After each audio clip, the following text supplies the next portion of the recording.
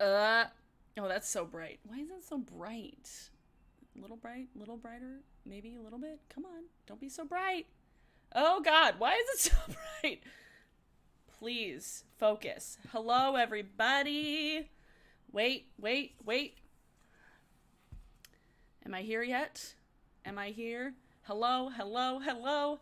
Hi, everyone. Let me make sure the volume, there's no audio anywhere coming from my computer. Hi, everybody. How are we doing? Let me go open up my thing on my second computer here because I'm professional. Hi, everyone.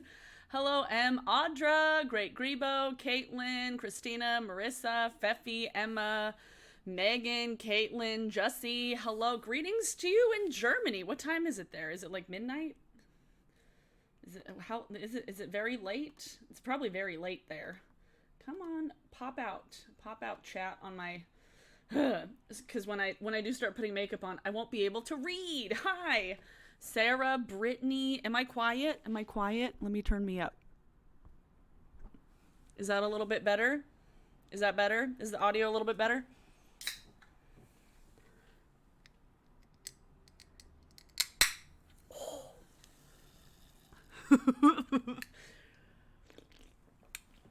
I turned myself up a little bit. Let me check the Streamlabs.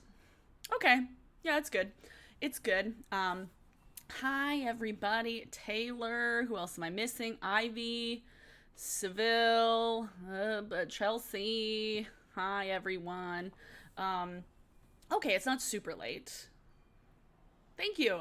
You're welcome. You're welcome. I wanted to turn up so everybody can hear me. I can see my audio input on my capture software. I'm using Streamlabs and OBS.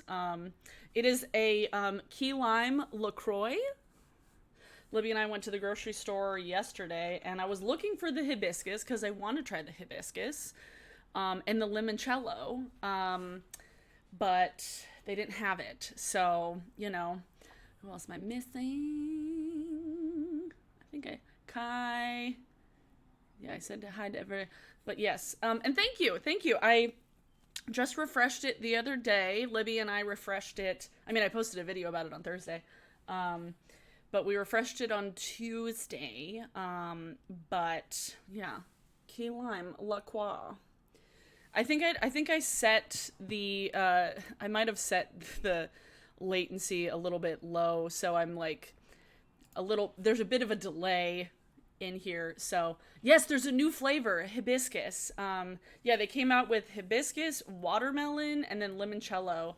But I've heard that the watermelon is not very good. I feel like Danny Gonzalez did like a whole video trying all the flavors, and he said watermelon tasted like tomato.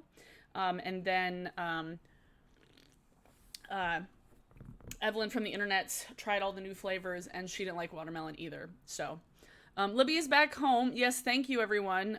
Libby is back home. She's working today, but basically, she is getting tested once a week now, every Thursday.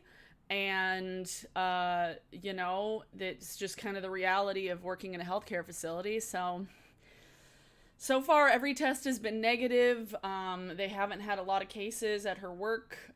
So they're on their way to getting everything out, hopefully. So, but she is back home, and she's been home for about a week. So, thanks for asking. But yeah, who else am I missing? Oh, Georgia. Where do I get most of my teas from? This actually, it was a gift from my best friend back in like 2009. It's very off center. This is how the shirt is. But this is my favorite band, We Are Scientists. And she got me this shirt when she was living in New Jersey, and she wanted to get me something for my birthday. So she ordered this online to get sent to my house. So, yes. Thank you. I should probably tweet that I'm live right now. Probably tweet that. Maybe that's a good idea. And we're live. And we're live. Come hang out. There we go. Okay, just making sure everybody knows. I haven't. I feel like I've tried the cola, but I tried the cola coffee one, which is weird. I don't know if key lime is only at Target. I mean, I got this from Grocery Outlet, so I think it's everywhere. I think it's other places. But I don't know if you guys noticed in the links in the description, I added a link to the Lebanese Red Cross. That's where I believe they're asking people to donate kind of a centrally located donation to help with the explosion in Beirut. So that's down there. Please, I mean, I don't need any super chats today, but any super chats that I do get today is going to go into a pool of money that I do donate to the Lebanese Red Cross. But I would just recommend directly, because super chat YouTube collects some of that, so it's like might as well just donate it straight there. If you have some money. But when I posted on Twitter the other day, and I was like, I want to just have a moment where we can all just like scream into the void for a second. So I'm gonna get off my overlay. Here we go. So I got a pillow. I got a pillow from Squishables. It's a Squishable grilled cheese sandwich. And if you have a pillow anywhere near you, if you live in an apartment, or if you live in a house, and it doesn't matter if you scream, we've all just been feeling a lot of like screamy this week. And before I dig into putting my makeup on and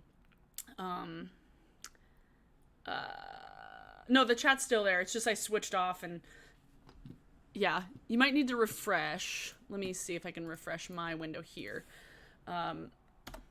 But yes, isn't this cute? I got Libby sloth because she loves sloths. But isn't it? It's adorable. I fucking love it. It's so cute. But I want. We're all just feeling real mad. I'm feeling mad. I just been shouting into the void, singing really loud music in my car. I've been listening to Machine Gun Kelly's new pop punk stuff, which I actually am into, and I'm like, wait, what? Huh? That's weird. But I have my pillow. I'm gonna get up, and I want us just to have a group shout into the void. I gotta stay. I got my bike shorts on. Oh god, I'm too low down. Okay, I'm just gonna sit on the couch, and we're all just gonna shout into the void together. Okay? Can you hear me, please? I'm sitting away so I don't scream into the microphone. So, is everybody ready? Are we all good? Grab a pillow, grab a shirt, or if you can, just shout for no reason. So on the count of 3, which I realize there's going to be a delay. So I'm gonna scream, and you're probably gonna scream like 30 seconds later, you know? So 3, 2, 1.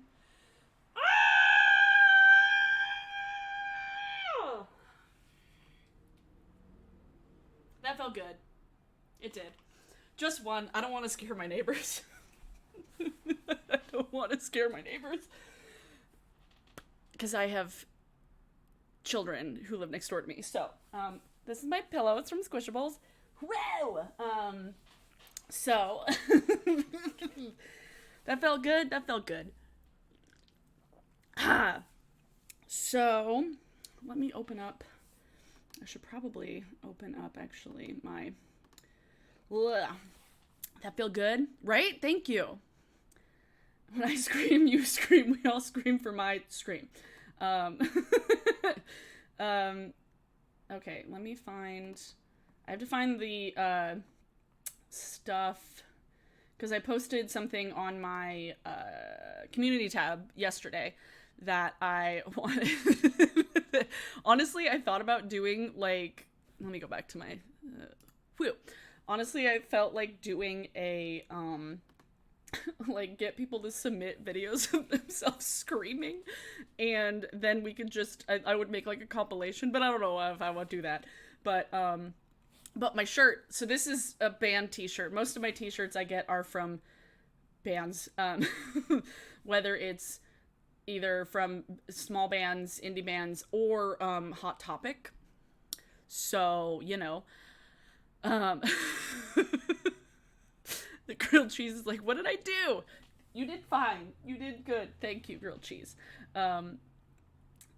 So I asked y'all yesterday on Twitter. Let me open up my Twitter on my phone too. And your husband was very confused. Oh, cute. I'm just looking at Twitter now. Okay, now I need. Oh God, so many more people responded to my tweet. Okay, this is what I want. So, we're going to talk about music today. We're going to talk about music. We're going to talk about photography because it's something that I do. I mean, right now, not at all. But normally I do it all the time. And I've been doing since. Hi, Josh. Josh is in the chat. I'm sorry we didn't test if you wanted to call in. Maybe later I'll take like a break and then we can do it during my break. Yeah. Thanks, Brittany. Thank you for reminding people. Everybody thumbs up this video. Thank you. Am I missing people? Hello, Lizard. Tajaria, Rhiannon, Michael. Who else am I missing? Christina. I'm just saying hi. Fefi. Yeah. Okay. Just making sure I'm saying hi to everybody. But yeah, music and photography is something that I freaking like. It's a part of me and who I am. Hi, Athena. I'm just making sure I'm saying hi to everybody. I've been doing it since I was 19. No, yes. 20? 2009. So 20. I was like, wait, how old was I? It wasn't that long. Oh, I remember. I started going to shows when I was 19. But I didn't have to do it that long before I was 21, which was nice because I knew some people who started shooting shows when they were like in high school. And they had to go several years without being able to get into 21 and over shows because all ages shows sometimes are a little hectic. So it's a huge part of my life. I've uploaded videos about music in the past, and I don't do it as much anymore because I know they don't get the same like click-through rate. I get sad about the numbers when I make those videos because it's like I want to talk more about music, which is why I decided to do a stream because it's not like any sort of post work. It's not a lot of prep work. It's just let's sit down and talk about stuff. And because when I make standalone videos about music, they just don't get views. And so I'm just like, okay. But every year for like 7 years, I made these like really pretty montage things of our local music festival, which sadly went under after 2018, Sasquatch. So if you're local, if you're from Washington, Canada, Oregon, Idaho, Sasquatch, love you.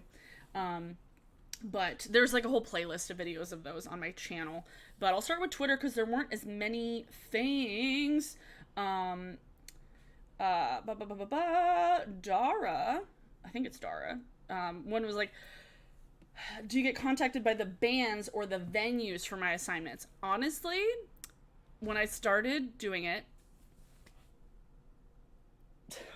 the door, I was like, are they coming to mail my package that got stolen from the front porch yesterday? I don't know. I had a package stolen.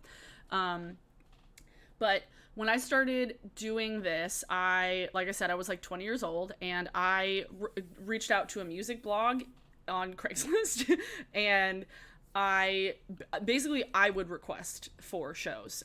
It would either be myself or the editor of whatever outlet I was shooting and writing for. So it pretty much isn't the bands. Sometimes I'll get bands inviting me to things if they really want photos, but most of the time it's like something that I want to go see, that I would email the manager, the booking agent, the bands themselves, rarely the venue because they have usually like a separate thing. There's been like one time I reached out because my friend worked at a venue when Tiny Meat Gang played at a venue, but then it was like way too sold out and I couldn't go.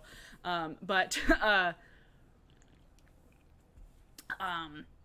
yeah, pretty much all the time it's just me reaching out to bands via their representation, and then there's like noises outside. What is happening?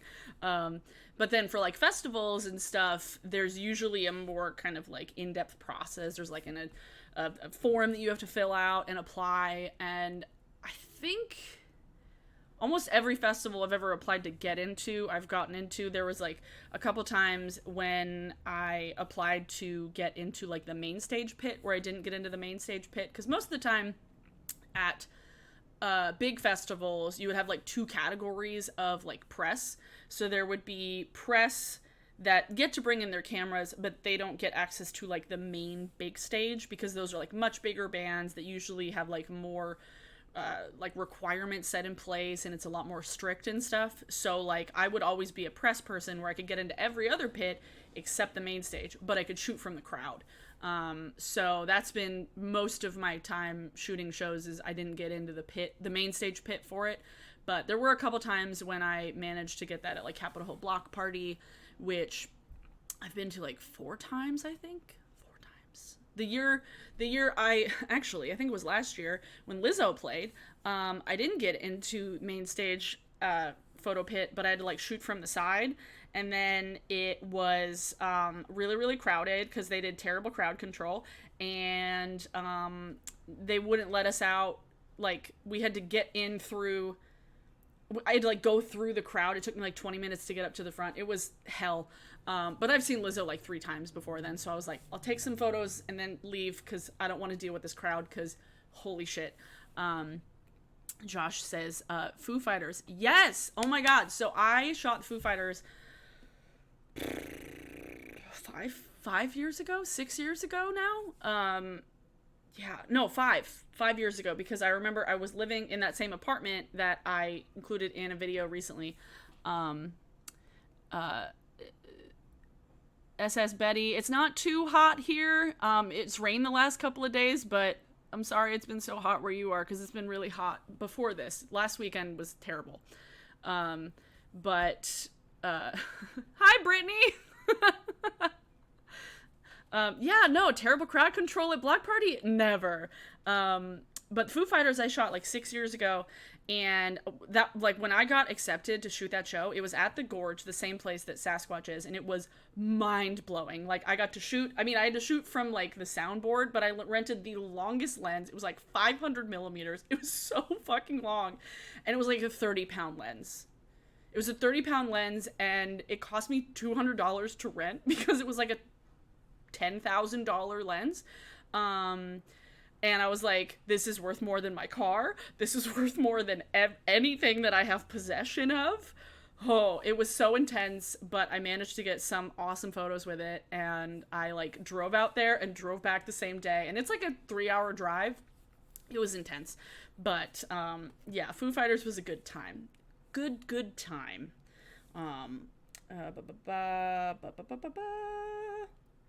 Okay, there's a lot more questions about, like, editing. We'll get into editing later, because I don't want to, like, I want to go in, like, an order of some sort. Let me go to YouTube. Obviously, if you guys have, like, specific things you want to know, let me know.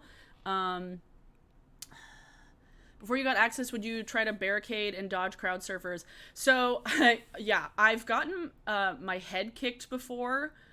That was actually a year I wasn't shooting, but like Franz Ferdinand played Bumbershoot, which was our Labor Day weekend festival, and a crowd surfer's head, like, it was either his foot or his head, and it hit my head. Oh, it was a f2.8, Josh. Yeah, f2.8 lens. But I think it was either 500 or 400. I don't remember, but dodging crowd surfers is pretty crazy. The first year I shot Sasquatch, it was actually one of the funniest, like, lineups on the main stage. It made no sense. It was, like, in order, it was Tegan and Sarah, They Might Be Giants, and then Kid Cudi, like, one after the other. So you had all the Tegan and Sarah fans in the front, the They Might Be Giants fans, so, like, the nerds, and then you had the Kid Cudi fans, which at the time in, like, 2009 were a bunch of, like, kind of annoying teen boys, and so during They Might Be Giants, all the fucking Kid Cudi fans were booing, which was annoying as hell, and once it got to Kid Cudi, the crowd was so bad, like, so just rowdy, and I'm like, I'm gonna die. I'm gonna die. I'm gonna die. And for a long time after that, I didn't like shooting hip-hop shows because that was such a bad experience for me. So I was like, I'm only shooting rock shows. Rock and singer-songwriter, I don't want to shoot, because right, Feffy? It was the weirdest lineup. It was so weird. Yeah, it made no sense. No sense. Yeah, I was like, wait, so you have like the Tegan and Sarah fans who are like the indie kids, and then you got the aging nerds, and then you got like annoying teens. I'm like, no, why would they do that? It made no sense, none whatsoever. But yeah, that was the first year I shot Sasquatch, and oh boy, I had a couple people mention on my YouTube community tab that they want me to make a Spotify playlist. I've meant to do that, and I feel like I have one on my Spotify. I just never think to update it. So I will make sure to like actually update it. I apologize if I've ever said that I was going to do that and I haven't. Because there's just so many things, and like sometimes the bands that I mentioned, they don't have things on Spotify, and you know, like if they have a band camp, I'd rather link there, but I need to do that. Oh god, Josh. Yeah. I didn't even get to shoot 21 Pilots. Okay? So Josh is side noting me for a second. 21 Pilots played at 2017 Sasquatch, and that was like the worst lineup that we had in a very long time. I also can't stand 21 Pilots. And their fans were like absolutely annoying as hell. And so they started doing single day tickets, and so they had like a ton of like children and their parents there for one day that were just there to see 21 Pilots. And because they weren't really aware of how fucking festivals worked, they just went and stood down at the main stage the entire day, taking up the entire crowd area for every other band that was playing before 21 Pilots. So anybody that wanted to see an earlier band were just getting like shit on by like tweens and their parents. Yeah, that was the year where I was like, I don't even want to fucking go, because 21 Pilots, I was like, they're getting cheap on us. They're picking the bands.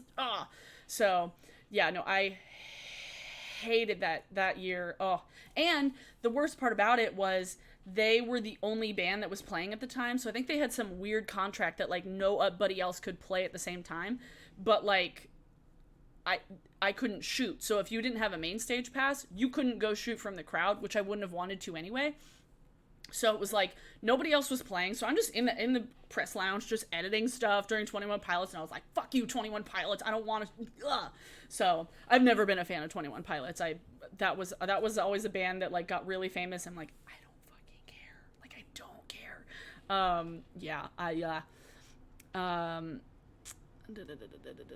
Sarah, I'm doing a cool playlist thing this year. I add a song to each day of the year. I need to do that. I just need to like get better at updating playlists. I just listen to the same songs a lot. Like, I've been playing a lot of Linkin Park, Deep Sea Diver. I've been listening to a lot of, and then like I said, I was listening to the new like friggin' pop punk Travis Barker, Machine Gun Kelly songs, and I was like, I like this. What? It was very funny.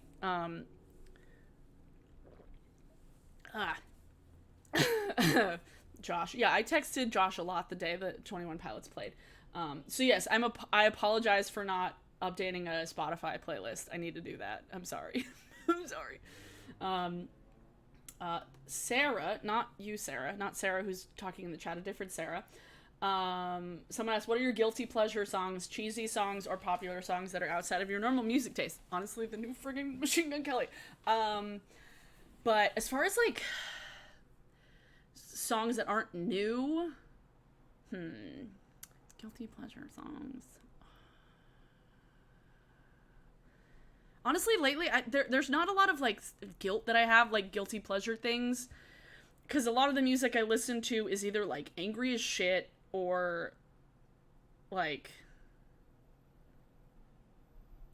a lot of it's just angry as shit right now. And I mean, a guilty pleasure, I mean, I would say like newer Linkin Park stuff from like before Chester died, but that's not even guilty. Like, I don't even have like cheesy pop song. I mean, like, I do love Carly Rae Jepsen. Like, Carly Rae Jepsen is great. Yeah, I don't know. I don't feel guilty about really any of the music. Oh, Paramore. Fuck yeah, Paramore. Yes. Oh my god. Also, I was listening to Decode the other day. Okay, guilty pleasure. The entire Twilight soundtrack is straight up perfection. I went on actually about this on Twitter the other day. The person who does the soundtrack, or who did the soundtrack, the music supervisor for the Twilight films, Alexandra Patsavas, she also did the soundtrack for the OC, Gossip Girl, Grey's Anatomy, Private Practice, basically any Shonda Rhimes project.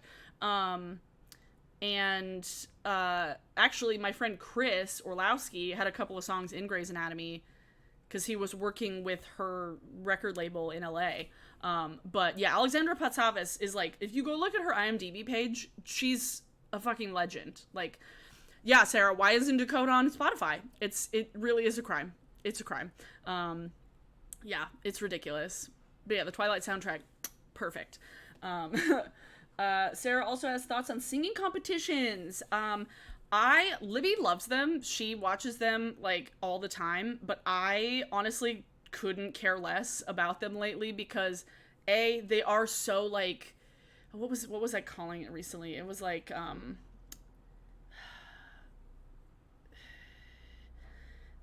everything is made to be like an emotional response. Like it's not about the music anymore. It's like, how sad can this person's story be? You know? So yeah, I really don't care about American Idol. Why they even brought it back, I don't know. I do prefer The Voice to American Idol because I like the structure of it, and the hosts, I mean, yeah, no, I mean, the judges, the fact that there's judges that actually do help them. Like, I feel like the people who are judging on American Idol right now are too nice. Like, I don't know, I preferred Simon Cowell. I want somebody to be fucking real with them, but all these judges that are on American Idol are now, like, way too nice. Like, I don't know. Am I a cynic? Probably. Oh my god, Brittany. Wait, you heard the National first on Gossip Girl? I think I might have heard Death Cab for Cutie for the first time on the OC. That might have been it. But, yeah. I think the National... I don't remember if the National's on any of the Twilight soundtracks, but I think they're on the Catching Fire soundtrack, which Alexandra Patsavas did also do. Oh, I watched the Grey's Anatomy at the beginning, like, religiously. Like, I would literally download every song that was in every episode. Like, I was that person. Like, Grey's Anatomy was the sole reason I, like, started listening to a bunch of these, like, really obscure artists. Like, seriously. But yeah, I don't really care about singing competition shows. Like, The Masked Singer is funny, but it's, like, not about the singing. It's about, like, the clues. So,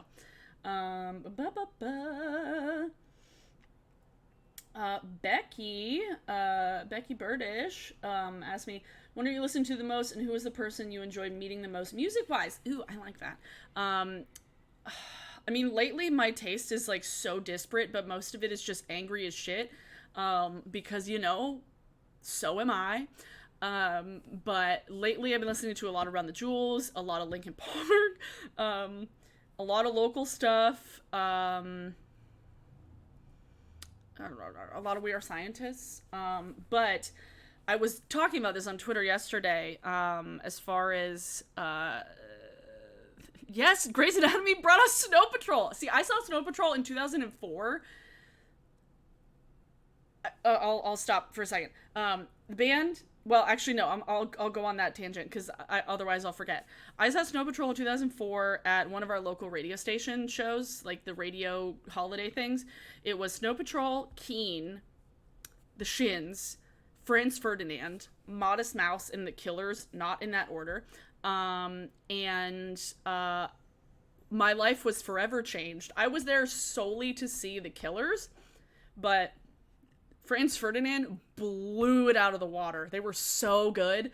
And, like, Snow Patrol also was fantastic. I was listening to Keen at the time for a bit, because that was that year where it was, like, everything, like that was, like, 2004 in music for me. But, yeah, The Killers were good. Modest Mouse was honestly boring, and I fell asleep.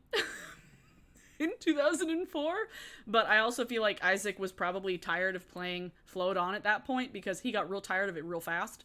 So, but yeah, no, Snow Patrol was the shit, and the Franz Ferdinand, ooh, so good. Chasing Cars, oh my god, oh my god, that song just it brings me, that. That episode, if you guys watched Grey's Anatomy and you know that episode, like you know that episode with Denny and Izzy. Oh God. I feel like I talked about Grey's Anatomy soundtrack on a different not podcast, a different stream at one point. But the band that I enjoyed meeting the most, as far as like the bands that I love, like big bands that I love that I've met Phoenix twice. They were very nice. I met Editors once back in 2009. Loved them. They were so charming. Honestly, there's not a whole lot of big bands that I've met. Most of the bands that I've interacted with have been smaller. Pop Etc. I met back in the day, back when they were still called the Morning Benders. I'm trying to think. But We Are Scientists. Okay, We Are Scientists. Exactly 10 years ago yesterday, I was in San Francisco with some of my best friends. We drove from Portland. It was a whole summer. It was like the 26th of July. We saw We Are Scientists in Seattle. The 28th, we saw them in Portland. And then on August 7th, we drove down to San Francisco to see them because it was the only all-ages show they were playing on the West Coast, and my friend wasn't 21 at the time, so we needed to go. And so we literally, like, I met her in Portland one night, and then the next day we left from Portland and drove to San Francisco, and we got there, and then the next night we saw them play, and it was just magical. And I love We Are Scientists so damn much. Like, I've met them every time I've gone to see them. They're such weirdos, but like they humor myself and my friends so much, and we love them for it. But they're from New York. For a while at the beginning of quarantine, they were doing like live streams twice a week, like where they would do like lives on Instagram and take requests and shit. And they're just like the weirdest dudes, like the weirdest humor, so bizarre. I discovered them randomly by like clicking on a music video on like our Dish network or like digital cable when they had like the music channels that you could just go watch on demand. And then a couple years later, Akiva Schaffer from The Lonely Island did a music video for them, and I was obsessed with The Lonely Island at the time. And then I like fell down a rabbit hole of like We Are Scientists music videos and Lonely Island stuff, and it was just a meeting of love. Tokyo Police Club. I've seen them twice, I think. Yeah. First time I saw them, it was like 100 degrees inside the venue. It was so damn hot, but yeah. I do like Rise Against. I haven't listened to them like a whole lot, but everything I've heard from them, I've liked. Back when they were like really getting big, I wasn't as into like that. My taste has gone through like a whole circle at some point. Like now I'm really getting into more of the like the rock and the kind of harder stuff with like what Rise Against would be, and the fact that I'm listening to Linkin Park again. But for a while I was really into just like the most indie things. It was like Bon Iver and A Death Cab for Cutie, and like Bright Eyes was like all I listened to, and like Sufjan Stevens. It was like the most like soft indie stuff. Now I'm just like, give me it all. Oh yeah, I saw Cold War Kids at Bumbershoot probably like 10 years ago now, and it was pretty funny because when it was like pouring down rain, and then they started singing Hang Me Up to Dry, and it stopped raining. It was crazy. What other questions? I already talked about press passes. Band to photograph. Favorite band to photograph. I mean, there's too many. Really too many. But probably the band that I've been the least impressed by as far as like shooting, Whitney, was so fucking boring. They played at Block Party like 2 years ago, and they were the most depressed looking on stage. Nobody looked happy. Everybody looked not just sad to be there. They looked tired. They were just like, and they were like, oh yeah, we got on a plane earlier. And they It's like people paid to be entertained by you, and I'm not entertained, okay? They were so boring. So boring. And I think a lot of what I end up kind of gravitating towards with listening to is like stuff that I know would be fun to shoot, which is why I don't listen to a lot of electronic stuff because I absolutely hate shooting it. Because usually it's just like a person at a board and it's just like, okay, like whatever. But yeah, Sarah, were you at that Whitney show? That was so boring. Ugh, it was so boring. Oh my god. Yeah, no, but yeah, most of the music I end up listening to is stuff that I can like. Either I've seen things from their live shows and I'm like, ooh, I'm into that, or I just gravitate towards, stuff. Ooh, I've seen Gogol Bordello at Sasquatch, I think. Yes. Many years ago. Like 2013, I think, is when they played. I'm not the only one to say that about Whitney. Oh my god, thank you. I'm not. I'm not. What's the heaviest rock bands I've been enjoying lately? Like, honestly, I don't know. Like, a lot of it that I've been listening to is like older stuff and like heavier hip hop. Like Clipping, just oh my god, I started listening to Clipping and they're so good, but I'd have to dig through my Spotify because there's like a lot of things where I'll like find a song and save it to my Spotify, but I don't always know the band by name. um, my last saved song on Spotify, I think it was a whole record. I'll have to look. Let me check actually.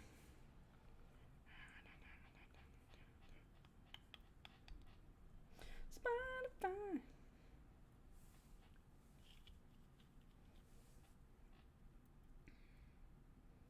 Oh, it was the Catching Fire soundtrack. It was literally the Catching Fire soundtrack. Oh, thank God. Okay.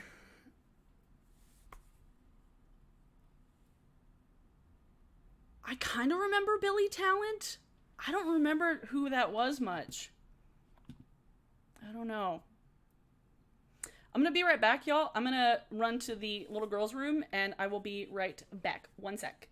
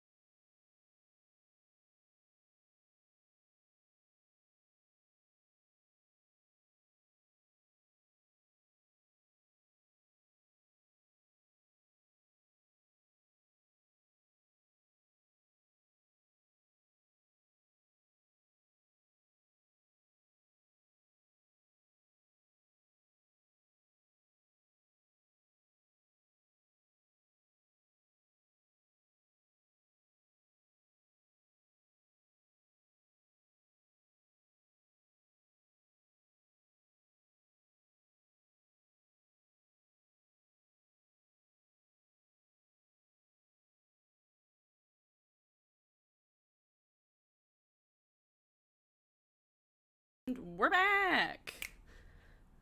We're back.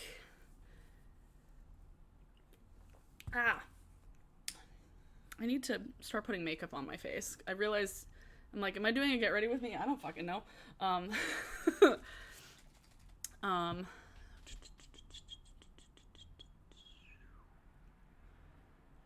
Just catching up. I never really got into like City in Color or Alex. Oh god, my phone was on. Or Alex is on Fire.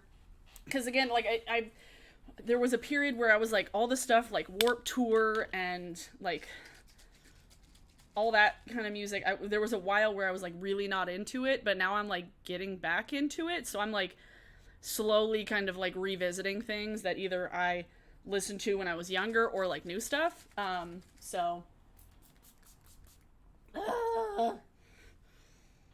don't have a lid for this. Pixie Glow Mist. Yes. Let's see. What else? Top 3 favorite artists. I love We Are Scientists. I love Spoon.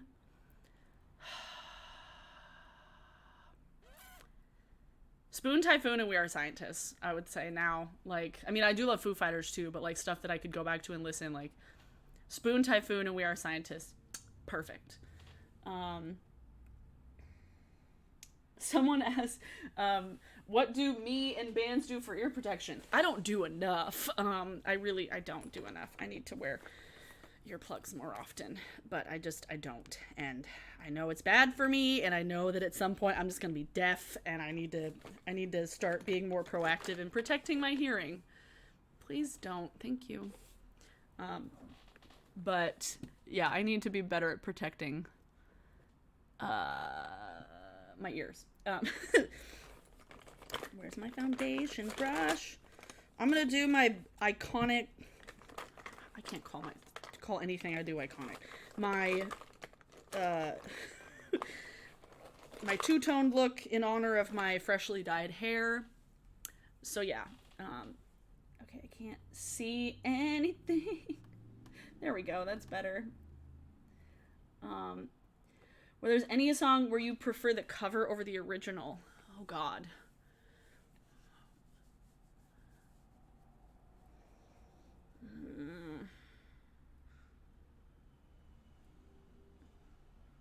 I'd have to think long and hard about that because I don't know.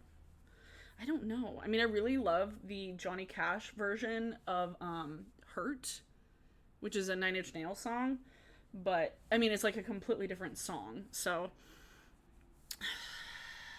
I don't know.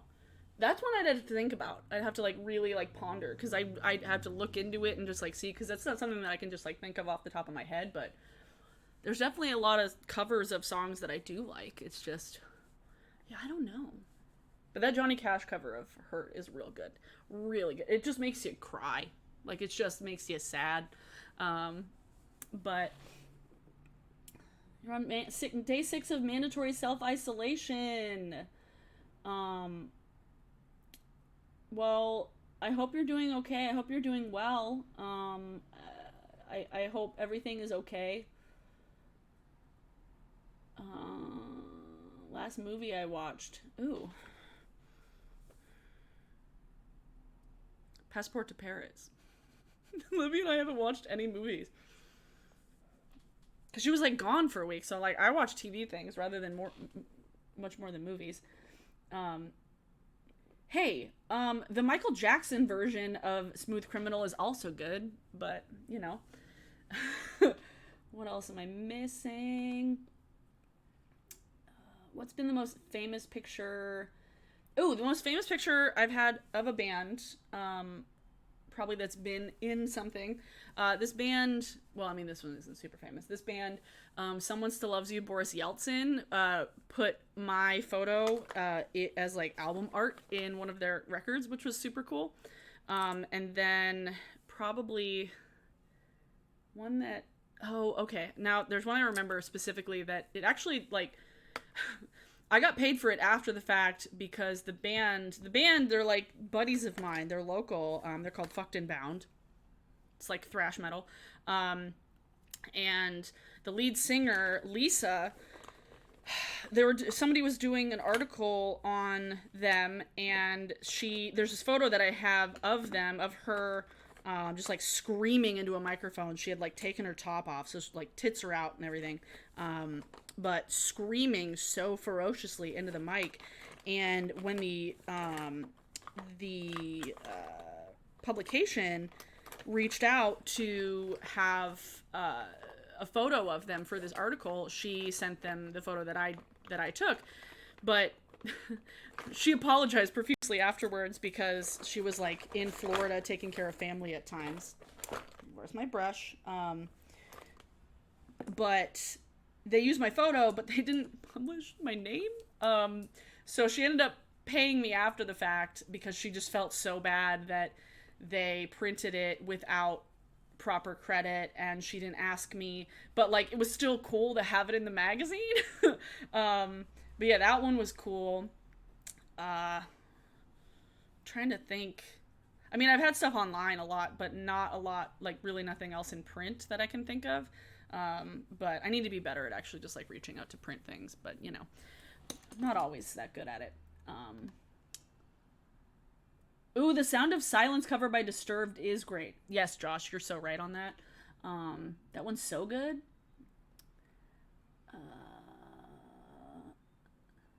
Thank you, Paul. Thank you. I cut the BS. Thanks, Paul. Someone asked if I've ever listened to Mitski.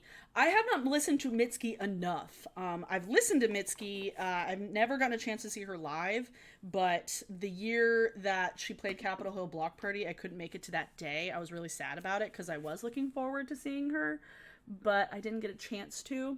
But I do like Mitski. I like her stuff. But I think when her stuff was getting really popular, I was really just into like the angriest stuff, and so it was like a little poppy for my taste at the time, but I really do like her, and I don't know, she reminds me of a little bit of like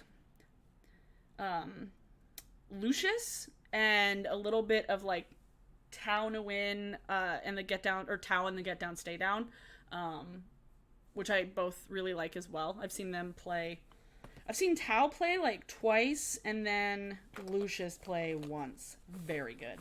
But I've never got a chance to see Mitski play. Where is my concealer? I just put it away, and I didn't put enough on my face. Using the Oma Beauty concealer, by the way. Still very good. Still, of course it's good. I don't know why I do that. I'll put things under my eyes, but then I'll forget to put it on my nose. But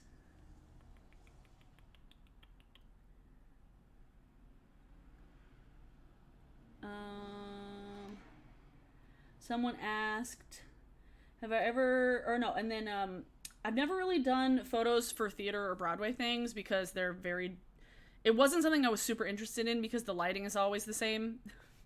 I mean, maybe not always the same, but it's always difficult for photos.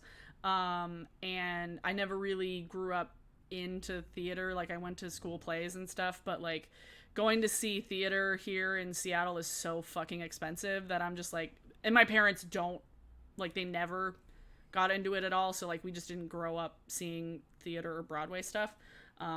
So not really. I've done it for the school, but other than that, no.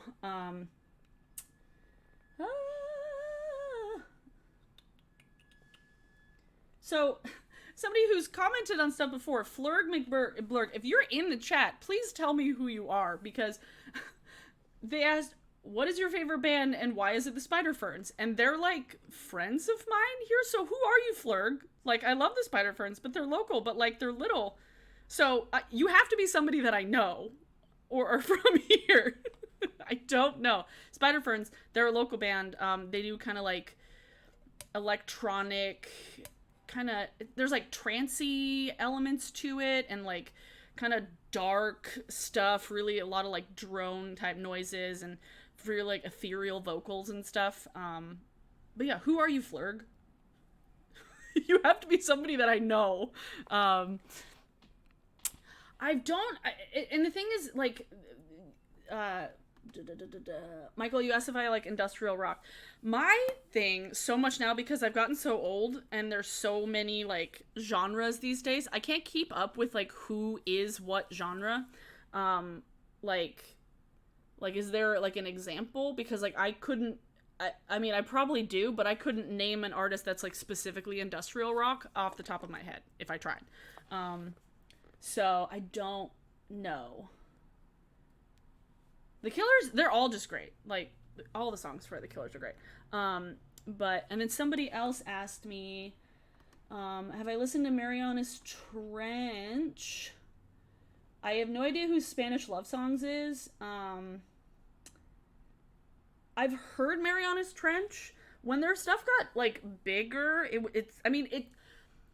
it's a bit too poppy for me. It's kind of the same reason I'm not a huge fan of like Walk Off the Earth, is that everything's like a little too major key and too like it's too upbeat. Like it's way too positive for me, and I don't know why.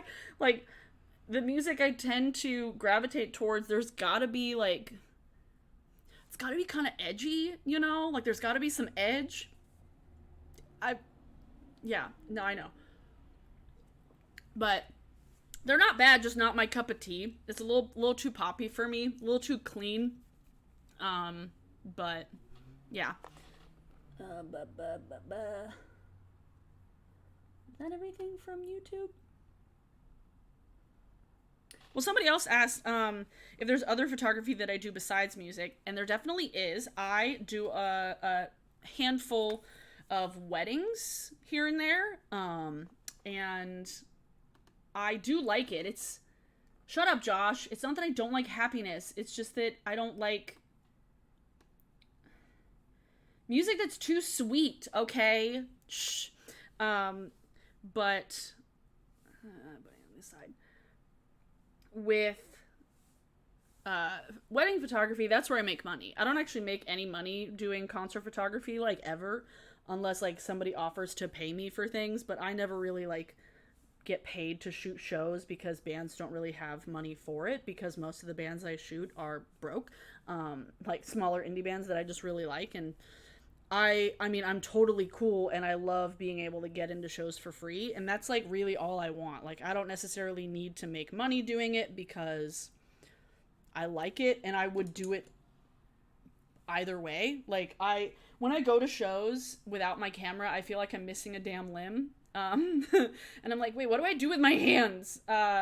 So I don't know. I don't know what I would do without it. I'm doing a two-tone look today. Taking the pinks from the Sugar Pill palette. God, I'm always surprised by, like, even though these are technically like this palette is supposed to be like a pastel palette, these are not pastels. Like, these are still bright. I guess this is like kind of like halfway between pastel and bright, but damn, that like built up real quickly. Cool. Honestly, is that all I need from this palette for now? Yes. Yeah, like, and I think also when Mariana's Trench was like getting bigger, did I say this already? Like, it was again way too poppy for me, because there was like a period in my early 20s where I was like such a hipster bitch, where I was like, I don't like anything that's on the radio, like, blah. Like anything that like that 107.7 The End plays way too much. Like, I only listen to like user powered radio. Like, I was an annoying bitch. Now I'm just like, I don't fucking care. Just listen to what I want to listen to. That's that. But there was a period where I was just like insufferable. So, because I thought that was cool, and then I got older and I realized, no, I sound like a douche. When I'm doing my makeup at my desk, it's way harder because I can't just like dump my shit out on the bed. So, you know,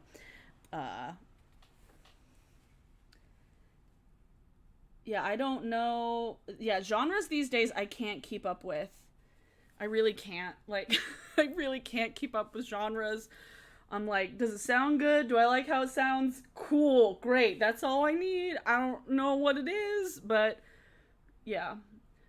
There was one time, probably like, I was thinking back recently. I think a lot about music these days. I was thinking. I was like, what kind of things like really did shape my taste? Like, did I blend that in? I don't think I blended that in. Like Linkin Park, I listened to in middle school, and then like the Killers and Franz Ferdinand, like my freshman year in high school, and then I got into more like indie stuff because of my like high school journalism teacher. He listened to like Arcade Fire and Sufjan Stevens. And then my taste kind of grew from there. And then when I went to Sasquatch for the first time back in 2009, I saw Animal Collective for the first time. And let me tell you, it was so weird, but I loved every minute of it. Like, Animal Collective was like a whole damn head fuck. It was like, they were so weird and so a lot.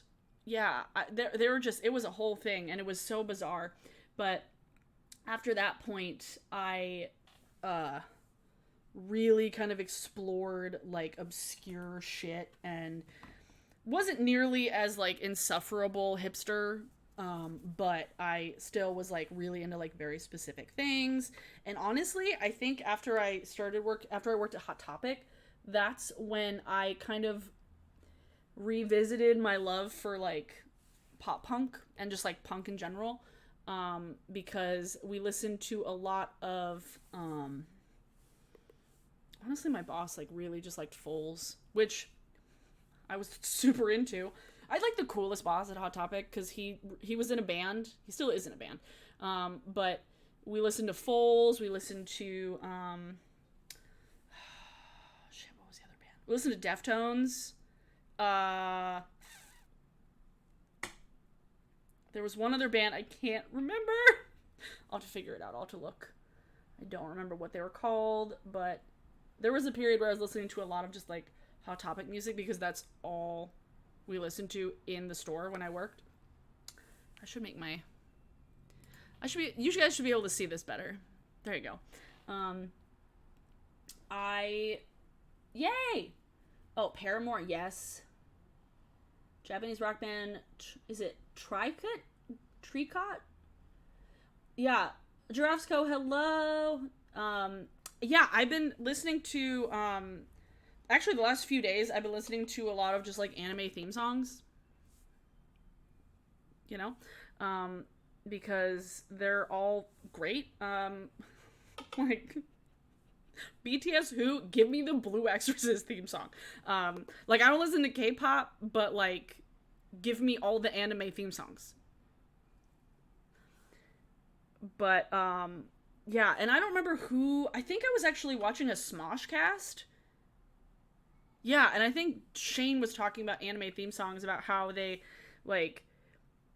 So much of, like, the Japanese, like, punk stuff now is very, like... 2005 American pop punk, which I'm like so into, so I need to just like dig into more of it, because I'm a fan. Like, I like that. But yeah, the anime theme songs, like, and I saw so Machine Gun Kelly did a cover of Misery Business by Paramore, and somebody commented on that video, they're like, I think I just realized that this song is such an anime theme song. And I listened to it again and I was like, whoa, like, that's, like, you're right. Like, fucking Misery Business is such an anime theme song because of, like, the guitar riffs and stuff. So accurate. So absolutely accurate. I don't know what is Vocaloid. I don't know what that is. Is that, like, is that auto-tune? Is it auto-tune? Is that what that is? I don't know. I don't have a problem with, like, auto-tune, really. Again, during that period when I was such, like, a hipster bitch, I had an issue with it, because I was like, you're not being authentic artists, like, Now I'm just like, whatever. But, wait, the first time you had an edible was when you saw Deftones? Whoa. That's great. But, Yeah, I don't really have an issue with auto-tune or like vocal effects and stuff, because a lot of times the stuff that people are putting out now, they're doing it for like an effect, and like as long as the effect is something that I like the sound of, it's not like I have an issue with it. I don't like it when, I mean, like clearly because there's some pop stars that just like do it because they can't sing and they just are trying to make money, like all these like YouTube pop singers who are like trying to make music careers for some reason.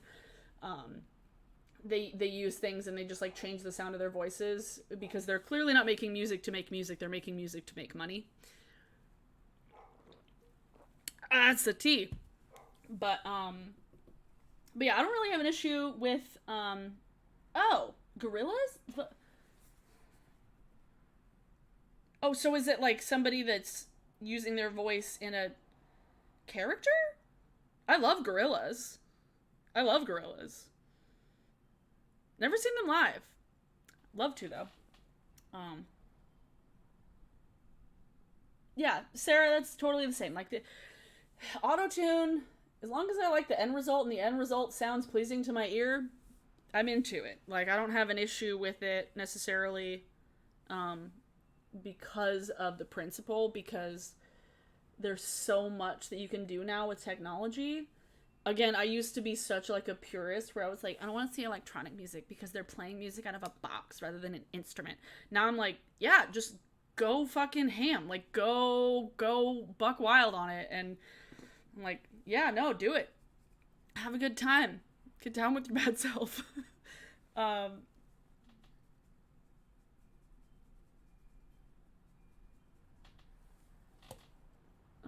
Goodbye. I look like a okay. Cool.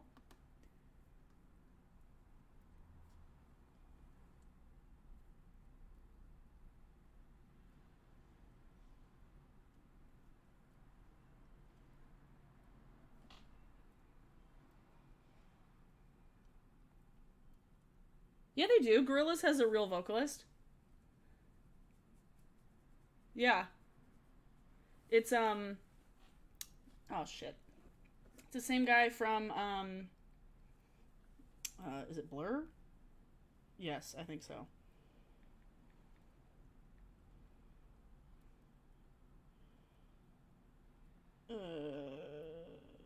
Yeah, Damon Albarn. Yeah, Damon Albarn is the guy from Gorillaz.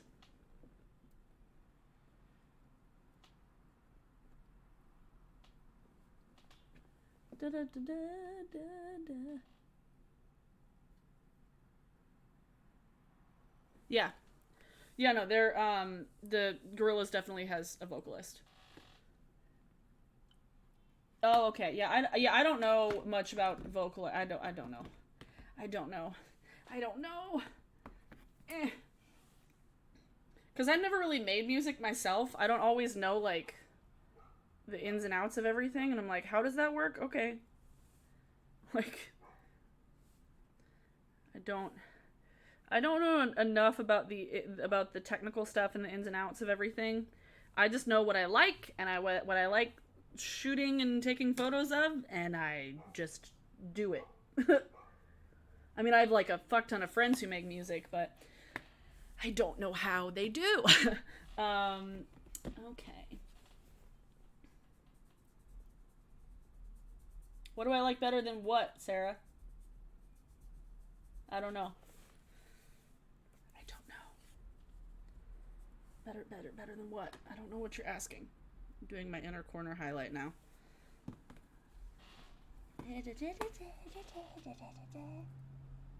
Oh, System of a Down. Oh my god, Blast from the Past. Um, Serge Tankian came into my Hot Topic once. I wasn't working though. I was pissed. I was working like 3 hours later, but he was there at my Hot Topic. My coworker Jasmine was like, "Yeah, Serge Tankian came in today," and I was like, "Are you fucking serious? What?" Yeah. And then Onision also came to my Hot Topic once. I wasn't there either. Yeah, Kai shops at Hot Topic that I used to work at. Oh, um, oh, Blur or Oasis. I haven't listened to like enough of either one of them to really form like a strong opinion about either, you know? Like I don't know. I don't know. Um Death Clock. Oh my god, I remember Metalocalypse, right? That's the show. Metalocalypse. I watched that a bunch for a while back in like 2012, and I was like, hell yeah, like I love that. Um, it's not something that I've like listened to actively since then, like outside the TV show, but I definitely was a fan, and I'm getting more into it. Like I've been watching Jared Dines videos. He's actually local randomly. He does a lot of videos about like every guitar store employee ever and like every different genre of metal and stuff. Um, but yeah, I've been watching a lot of his videos lately. I am a fan. He's actually gone to, there's like a guitar store that I like drive by sometimes, and I'm like, that's where he shoots things. That's funny. Um, okay, I don't know what y'all are talking about in the chat about. As long as something sounds good, I'm into it. Like I don't know, I don't have much of an opinion about like cartoons who sing, because again, so much of the music that I listen to, I judge and I choose to listen to it knowing that, will this be fun for me to go photograph? Cool. And if there's not a real person singing, and if it's a Vocaloid, or if it's somebody that, if they like kind of hide, like they don't have like a persona on stage, I'm not gonna go shoot it, because if there's not a person, it's like, I don't know. But I don't have like a strong opinion either way so much. Because if somebody can make something out of a computer that sounds like a person, like that's a talent in itself. Where is my eyeliner? Every time my pencil eyeliner just disappears into the bottom of this bag, and I cannot find it. That's not the highlighter I'm gonna use, but this is the blush I'm gonna use. Yay!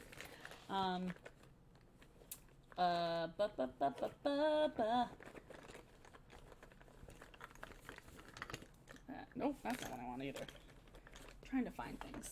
Okay. Okay. Here it is. I found it. Most of the things I do end up shooting are local bands, smaller ones, because that's many of my friends. And so, like, whenever I almost made a like Twitter thread about this the other day, but I felt like it was a little self-serving, so I didn't do it. But when I get mad on socials about everything that's happening right now, and I talk about like my friends, like the people who my friends not being able to do what they need to do to survive, it's because most of the people that I call my friends in real life either are musicians themselves, or work in like booking festivals, venues, anything having to do with live music and live entertainment. And so when I seem extra upset about things, it's because literally none of my friends are able to work doing what they have been doing and love doing, and many of them are also restaurant workers, so it's like that's also affected. So when I get extra annoyed with things, that's why. Where is my my contour palette? Fuck. Did I put it away? I did. Grab it. Take like 2 seconds. Oh, yes. Orville Peck is great. 1 sec. Look at my grilled cheese.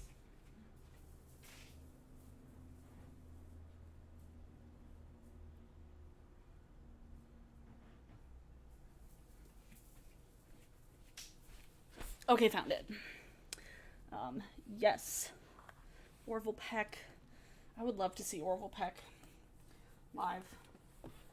So the people I was supposed to see live this year, Libby got us both tickets to see Harry Styles, which isn't happening, obviously.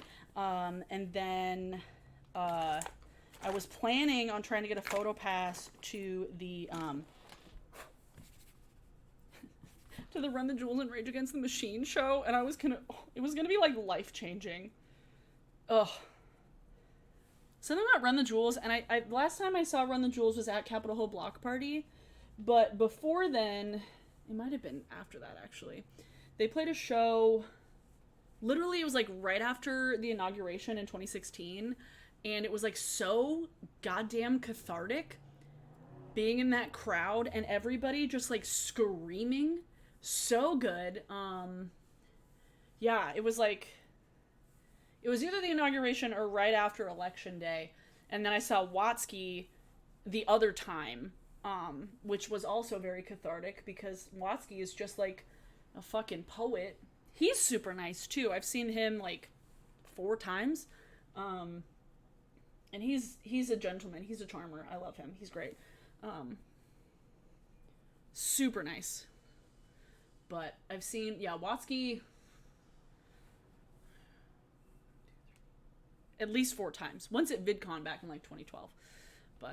And then 3 times since then. At the Showbox, at the Crocodile. Yeah, I love Watsky. Okay. I literally haven't put makeup on in like a week again since I've filmed. So, because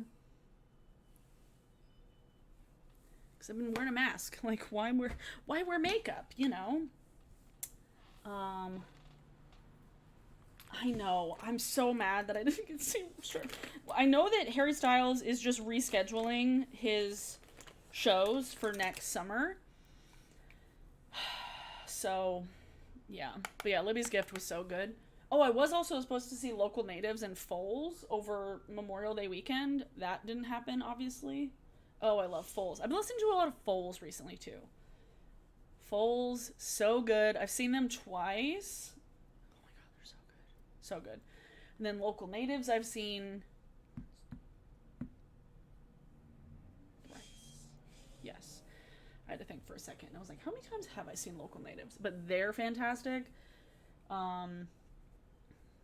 Yeah, I was supposed to see them in Vancouver, actually. I was supposed to drive up to Vancouver with some friends of mine. And that didn't get to happen. I was very sad. Oh, and then the Districts were supposed to play, like, right at the beginning of quarantine. Like, literally, they were supposed to play at, I think, the end of February? Yes, because it was, like, right when they were limiting... like gatherings before they went to full-blown quarantine. They were supposed to play a show in Seattle and they couldn't play it, and I was really sad because I was really excited to see them because they're so good, and I was real sad. I was really sad, and I love them so much. Oh my god, Jimmy Eat World! Were they supposed to play at Marymore Park? I feel like they were supposed to play at Marymore Park. I saw them back in like 2010. Oh, it was like Jimmy Eat World and Sleigh Bells and Broken Bells, right? Yes. Jimmy Eat World, Sleigh Bells, Broken Bells, Cake at the same thing. It was one of the radio shows. That was a fun time. I do love Jimmy Eat World. Should probably get rid of this like desk thing. I have like a mixer little tabletop thing underneath my keyboard that Josh got me when he worked there. Oh, my favorite Foals song. Ooh, that's hard. That's difficult. That's really hard because there's so many good ones. I mean, Spanish Sahara is like, iconic. Oh, it's so good. Oh, that record. I don't know if I could pick a favorite Foals song, but definitely Total Life Forever. That whole record is great. Oof. So good. And like my friend Erin, Erin, if you're in the chat, please say hi. She and I have just been like, we joined a Foals Facebook group. I think you joined the Foals Facebook group. Am I crazy? I think I'm not.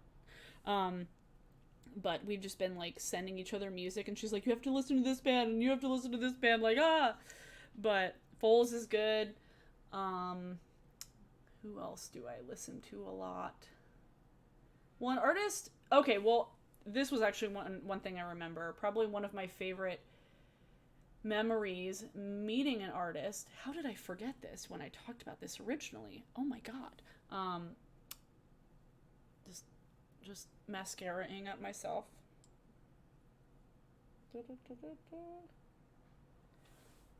If you guys know of any like specifically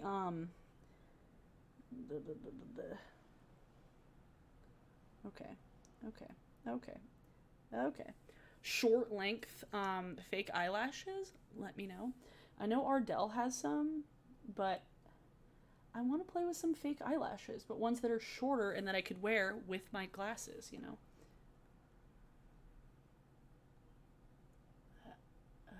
Okay. Ooh, ooh, ooh.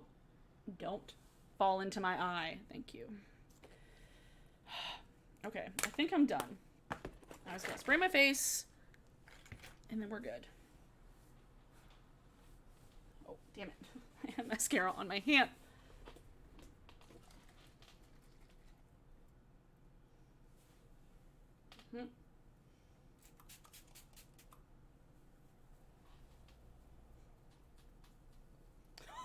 Okay. Woo! Okay. Now I can put my glasses back on and I can see. I don't know standards. Have I listened? I don't know, M. I do not know. I've never seen Just Friends. I don't know. Yeah, and there was a period, I mean, I'm probably still in that phase, where, like, I just don't see big bands that are not from here. Obviously not right now, but, like, most of the music I end up seeing are local. And one thing that's always a little bit annoying is that there's a handful of times over the years that people have ignored Seattle on tour. They like won't even do Portland. Like the most north, sorry, I have like a knot in my hair. The most north they'll do is San Francisco. And I was like, screw you guys. What the hell? Like, damn it. And it's mostly East Coast bands. Like East Coast bands just like don't come here a lot, which is really annoying. Like I think it was 2 years ago, Highly Suspect toured, and I really wanted to see them, but they didn't come here, and I was like, fine, be that way. Oh no, I don't like ska. I do not like ska. Yeah, no, that is one genre there's like aspects like horns. I'm not opposed to horns in music because like my friends Action S have horns in their band, like trombone and sax, but like yeah, no, ska's not something I'm a huge fan of. Yeah, that really wasn't anything. That's okay, Megan. That's totally fine. Oh, Camp Cope. I've heard them. I've listened to them. I don't know much of their stuff, but I feel like one of their songs was on one of my Discover week list things or weekly playlists on Spotify, you know. But oh, what's my favorite makeup brand? I don't know if I have a favorite brand. Like one that I feel like is doing a lot of cool things right now is I mean, Midas is just like killing it with like all their releases are coming out with like a loose powder, like a loose setting powder. They have their face palettes that are coming out. And I mean, bands, my mind wandered for a second. I mean, the brand that I was like super into for a while is just like totally fucking everything up right now. And you know who I'm talking about. So like, why ABH? Why? But yeah, I don't know if there really is like one specific favorite brand. Like, I mean, I'm just into so many indie brands right now. Like, I mean, Bare Minerals make my favorite foundation, but like, I'm really digging what Oma's doing, and like Lunatic Cosmetic Labs and like JD Glow. I bought some more Galaxy Shadows the other day because they had more on yesterday. Actually, I bought more yesterday. But yeah, you've seen Camp Cope twice. I feel like they opened for somebody, and I was almost gonna go to that show, or like they were playing at a festival at the same time as somebody else that I was going to see. I don't know. Yes, Taylor. Yes, you know what I'm talking about. My hands feel sticky. I need Lysol wipe. Oh, sorry, that was loud. Lysol wipes to the rescue. Um, but yeah, so my makeup is done. I can actually see everything. Whole brand disposal services. God. Yeah. And honestly, like right now with ABH, like they have that like liquid lipstick that they're coming out with, and I'm like, wow, what is it, 2016? And then like they were teasing, or Nikita was teasing that she was coming out with a fucking collab with ABH, and I was like, okay, bye. Like anybody that Nikita wants to work with, I'm like, no, no, um, but ooh, actually, before I forget, I finally got my nails from the Nailist. This is the nail brand that Jackie Aina talked about in her like nail press on nail things. Why is this so bright? Thank you. I think it's because it's like reading the. There we go. But they're like nude with like holographic tips. You can kind of see. Super pretty. Super, super pretty. I don't know if I've seen Too Much Mouth's video on ABH. Is it new or is it more older? I feel like for a while I just got like overwhelmed by like everything. Yeah. Yeah, Nikita sucks. But back to music. What else was... What's been your most famous picture of an artist band you've taken? I mean, probably... famous picture of a band? Or, like, famous band? I mean, probably, like, Foo Fighters. And then, one year, I mentioned recently in a video that I got to go see Temple of the Dog, like, less than a year before Chris Cornell died. And so I have a photo of Temple of the Dog that's on the music blog that I write for. And it's crazy. Ooh, I'll have to go look, Feffy. I have not seen. I will have to go look. I'm into it. Somebody, MJ the Gray asks, have you managed to monetize your photographic work? Not for bands, but for weddings. I definitely have. Most of the weddings that I've shot have been like friends of mine or friends of friends, and so like I'm not like advertising myself a lot because I don't know if I would ever want to be like a full-time professional photographer, because I feel like if I did it full-time as like my job, I wouldn't like it as much. But because I get to do it as like a side hustle and like do it every so often and kind of as much as I want to, it's nice, and I still like doing it like a lot. But yeah, I definitely, like, people pay me to take photos at their weddings, and then other things like that definitely have done, and I like doing it. I do like doing it. Besides Whitney, which band artist has been the most disappointing to see live?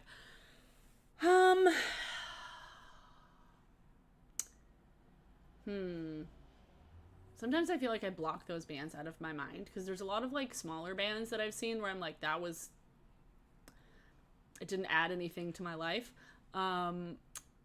Weirdly enough, actually, so the first time I saw Animal Collective, it fucking changed my life. Like, it changed my world and like my music worldview. And then the next time they played, it was in Portland, and it was so disappointing. Like, they didn't even play the entire set they were supposed to play. It was like short. So pissed. And it was like really hot out, and they just like didn't seem like they were happy to be there. Yeah, that one, it was very disappointing the second time I saw them. It was annoying. I was working at the airport when Chris Cornell arrived in Chile for his last concert here. Oh. Yeah, Cornell. And I grew up listening to and like being exposed to grunge a lot because my uncle was like he was in his 20s during like grunge's height. Like, he saw Nirvana at Nirvana's last show that they ever played in Seattle, and he gave me the ticket stub for that show for Christmas several years back, when he was like super broke. But like, Alice in Chains is definitely his fave out of the main grunge guys. But like, he loved Pearl Jam, he loved Soundgarden, Nirvana, obviously. I mean, Temple of the Dog was kind of the other thing, but yeah, Bad Season. I'm trying to think who else that he was into. Did I say Pearl Jam? One year, actually, I got to, funny story. So I got a press pass to go see Pearl Jam. I didn't get to photograph it because my friend Alex was photographing it. Because there's been a couple of times over the years where I would be, because I write as well, write about music, but a couple of my photographer friends don't write, and so we would like both get press passes to it. So like if somebody else wanted to shoot it, but I still wanted to go, we would like go in on a press ticket, and then I would just be there to write about it and see the show, and somebody else would take pictures. But Pearl Jam played several years back on their last tour for the last record that came out. No, it wasn't the last one. It was the year before. It might have been the last one. I don't remember. But my uncle and my cousin, who actually is a radio DJ in Peoria, Illinois. If anybody's from Peoria, I don't remember what the radio station he works at, but it's like a rock station. I don't know if he has like a DJ name, but his name...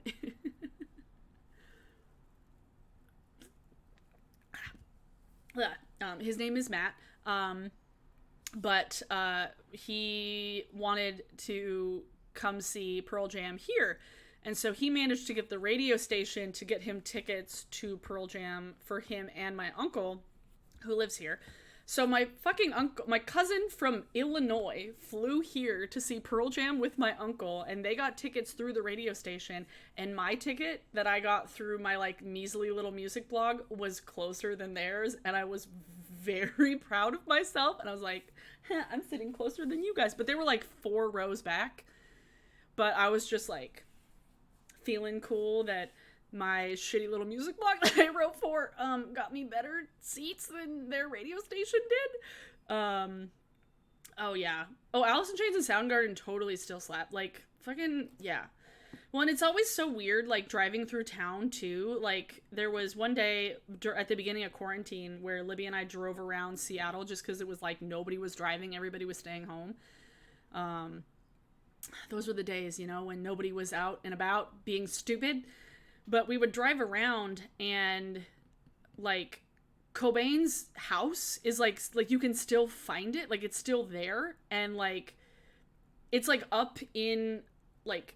down like a long ass driveway, like you can't really see the house much from the street, but like we were driving around in like the rich area of Capitol Hill, which is where it is, and then like you kind of go down a hill and there's like a bench, like a park bench, a little mini park, and there's a bench that's like for Kurt Cobain, and like I drove by and I was like, I think we're coming up on the bench, and then lo and behold, it was like right there. So it's interesting driving through town and like seeing these like weird little landmarks that like hark back to that time. And like the apartment building where Singles was pretty much set, the movie Singles, that still exists as is. Like the apartment still looks the same. Used to live like 4 blocks away from where Eddie Vedder lives in West Seattle. Oh, wonderful. Oh my God, that's great. When I think, like, Eddie does go out and about. I have a friend who actually went to a Halloween party and ran into Dave Matthews once. Because Dave Matthews is from here, too. But, yeah, and then, yeah. Yeah, Singles, Sarah. Singles. You guys remember that movie? Oh, with Matt Dillon. Oh, such a good film. But what else? People asking... People were asking about editing for a little bit. Finding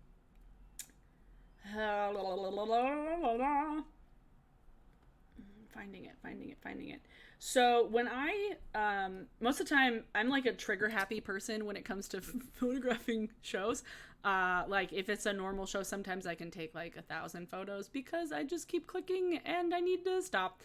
But with editing, I mean, it'll take me a few hours usually. If I'm like super excited about the band and about the photos, usually I'll like plug my shit in right when I get home and just like edit until like 2 a.m. or later, sometimes depending on how late the show got out. But yeah, that's why Dave Matthews always plays at the Gorge for sure. He's from here. But yeah, it'll be a couple hours usually for editing. And a lot of times when I take too many photos, it's because I just take a lot of the same photo just because I'm like so into it.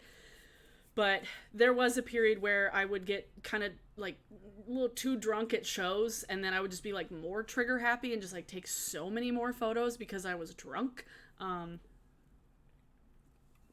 But I've gotten better at not taking too many because I shoot RAW, and otherwise it fills up way too much space. And up until a couple of years ago, I was working off this shitty little laptop from 2011, which made it even worse.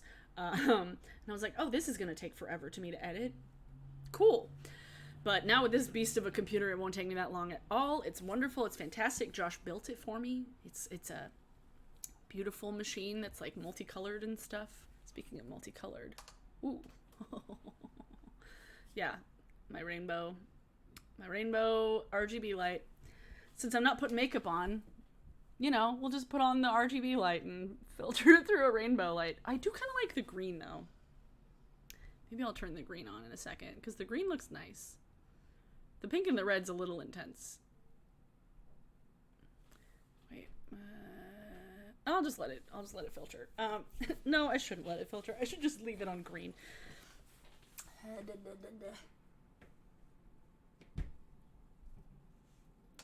Nope. Okay.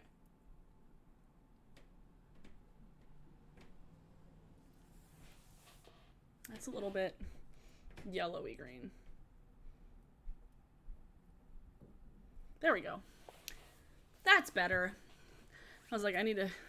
The blog I write for, they're called Seattle Music Insider, and I mean, obviously I'm not writing anything right now because there's no shows to write about. So, but yeah, Seattle Music Insider is the one that I contribute to semi-regularly. Sometimes I just like go to take photos. It's not like for anything. I'm just like, I just want to take pictures. Like, and I do post pictures on I have a separate Instagram for my photography. It's just abbywilliamson.photo. And then, I have a photo portfolio. It's just myname.com. So if you ever want to look into it, ever want to look at my stuff, I will link it in chat. Whoa.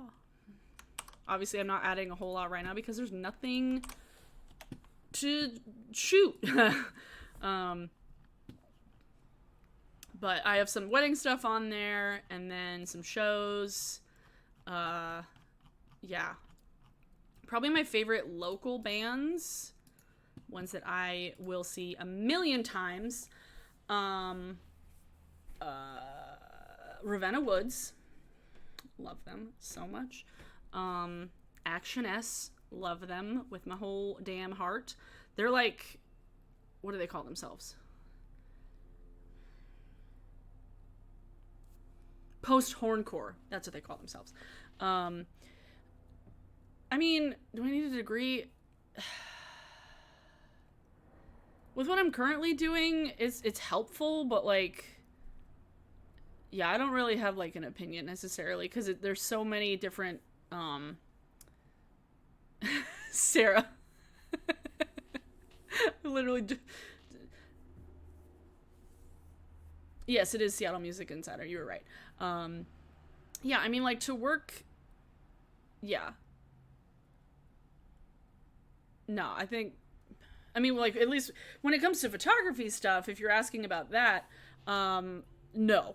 I don't... Like, if you want to work in photo, like, I don't think that you need a degree to work as a photographer. It just... You need to hustle and you need to do it and you need to be good at it, and get your name out there because, honestly, like... Let's put it this way. My boyfriend went to the Seattle Art Institute. He got a degree and will be paying off student loans for the rest of his life because art school is expensive as hell. And he learned a lot more after he actually got out of school, and most of what he knows was just from experience. So yeah. No, I know you're not a creep, Sarah. I just know you. Like, did we run... I feel like... I'm trying to think. It was at Marymore Park. I don't remember which show it was. Was it the Dashboard show? Dashboard and Third Eye Blind? I've seen a handful of shows at Marymore Park. Flight of the Conchords, another one. I think that was not that many, actually. But if you're somebody that's wanting to get into photography, I don't think you need a degree. I think a degree at that point is a waste of money because it makes more sense to just like invest in gear and stuff that like, and actually like do stuff and invest in equipment. Yeah. Because, I mean, it depends on what you're wanting to do. Like, if you're wanting to, like, be a, like, freelance photographer or, like, be a, like, staff photographer for, like, a newspaper or a magazine and stuff, like, you don't really need school for that.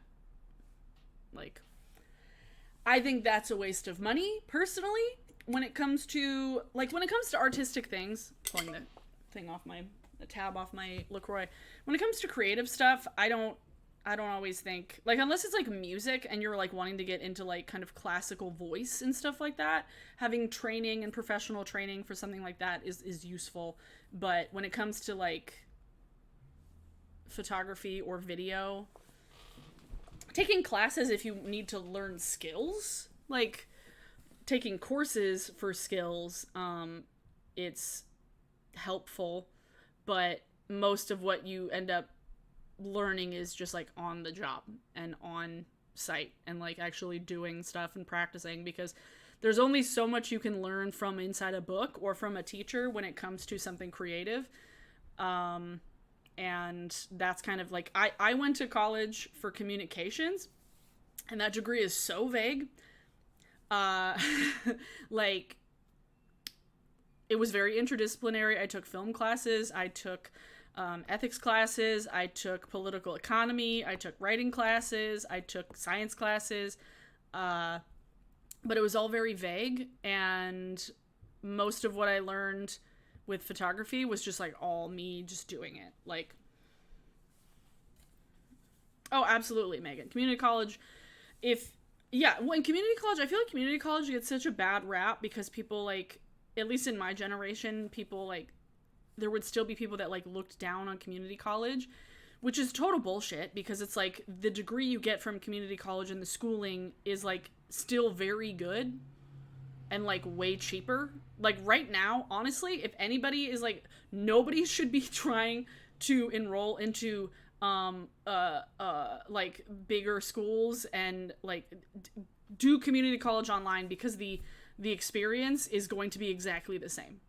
Like, I feel like nobody, like, if unless you like are already going to a university, but if you're like starting school, I think doing community college right now is absolutely the better idea, because it's going to be cheaper and the online learning experience is going to be the same.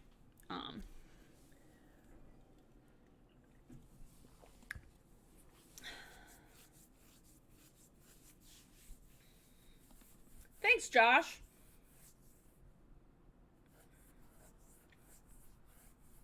Yes.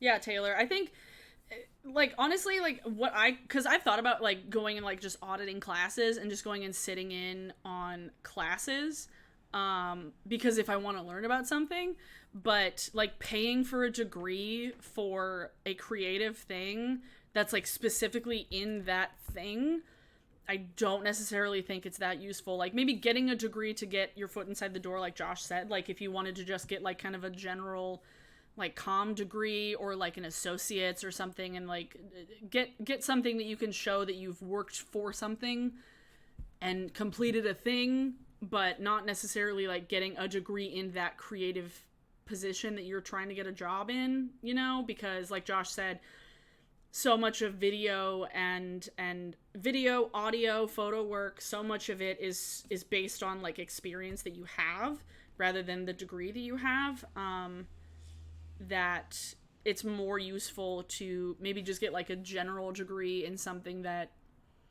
is more applicable. Like, honestly, it probably makes more sense, like, if you're wanting to get into, like, a creative thing where you want to, like, be self-employed, it honestly makes more sense to, like, go to school for business, because that's something that, like, it's very difficult to learn on your own.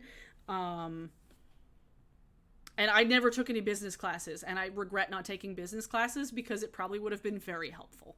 Um, so,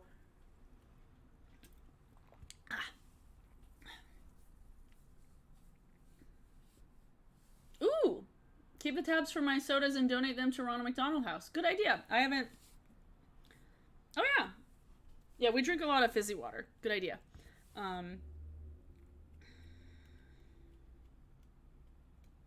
exactly, Josh. Exactly. And fun fact, I will tell Josh. I think when Josh went to the Art Institute, Lynn Shelton, who the late director, writer, producer, she taught one of his classes, and she handful of people that I know who I've worked with in photo stuff knew her. So yeah, the world is small. But no problem, Taylor. No problem. I'm a 31-year-old lady who's been through college and been out of college for 9 years now. So yeah. Oh no, that's totally fine, Michael. Like that was, it's a good reminder because yeah, I think sometimes we just like toss things out. And my sister had thyroid cancer, so I totally get it. Advanced non-linear editing classes, right? Yeah. Um, but with photo editing, I use Lightroom and Photoshop pretty much exclusively. Lightroom for most things, and then Photoshop if I want to go in for like more intense editing. Like if you guys have seen any of the streams or the videos I did where I turned my sister into like a sleep paralysis demon, where I like face tuned the shit out of our faces and made it look like not us, like a weird sim where you just had all the mods on and they were making look like a demon. That's Photoshop stuff. I don't use it for that a lot, but if I'm doing like kind of more like retouching and stuff, I'll use Photoshop for that. You made her laugh by re-editing one of the scenes of her movies to the High Wind theme from Final Fantasy VII. Okay, Josh, what is your favorite Final Fantasy game and why is it 7? Frequency separation, thank you. But yeah, I need to make another one of those. I need to do that on stream again. I need to do Josh's face. I need to do that. But oh, absolutely. So Megan, thank you. I was editor of my college newspaper and an editor on my high school newspaper. I was on my high school newspaper for 3 years and my college newspaper for 3 years. Don't tell us why, Josh. But I was, yeah, high school newspaper. We won awards. It was like a whole thing. It was like the best time, like the best thing about my high school life completely.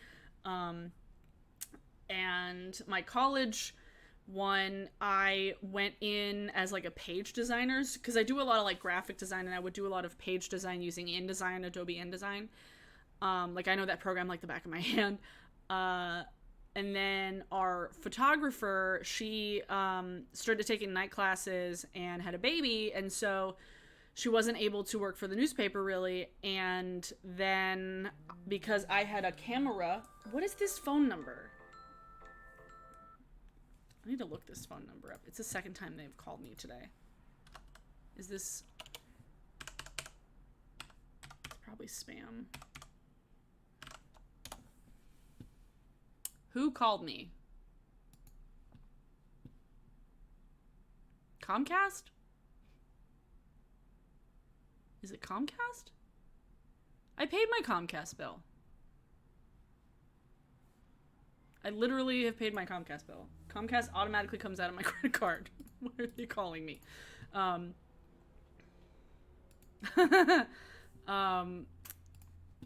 Caitlin. Yeah, I was on my newspaper,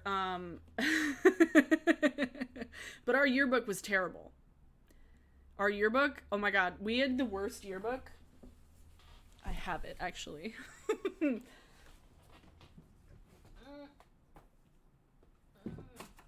is it? Oh, God. Oh, boy. Oh, boy.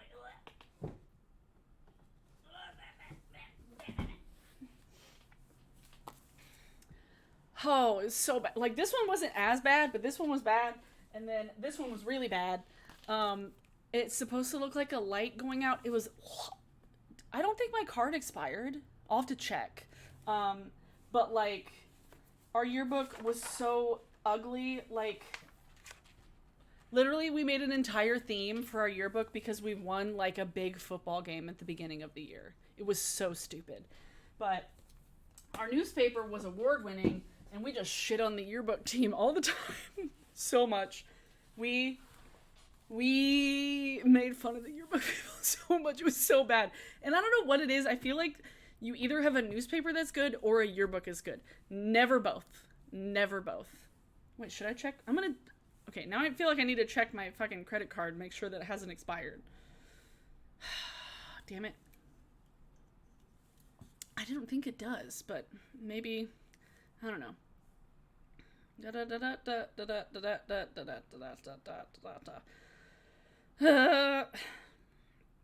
But nope, that's not. I'm sorry about this. I need to double check. Oh, my yearbooks were so bad. My yearbooks were terrible. It wasn't mine.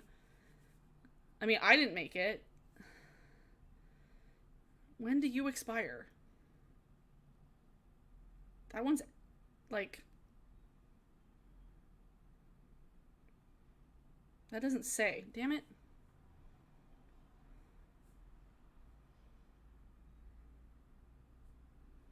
That doesn't say when it expires. Do I just have to check? I might just have to check my card. How did that pass through editing? I tried being... Wait.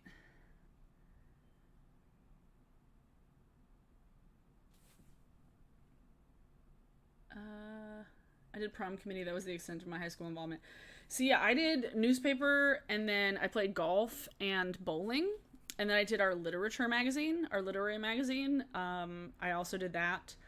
But yeah, high school was like newspaper city for me. And then when I started taking photos, like in college, I did page design, and then our photographer quit, and then I became photo editor because nobody else had a camera, and then I became editor-in-chief my senior year, and it was a time. There was...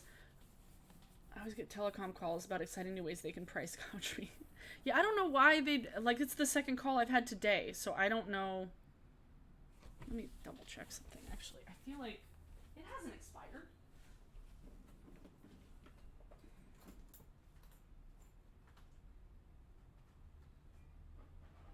Oh. Wait. Never mind.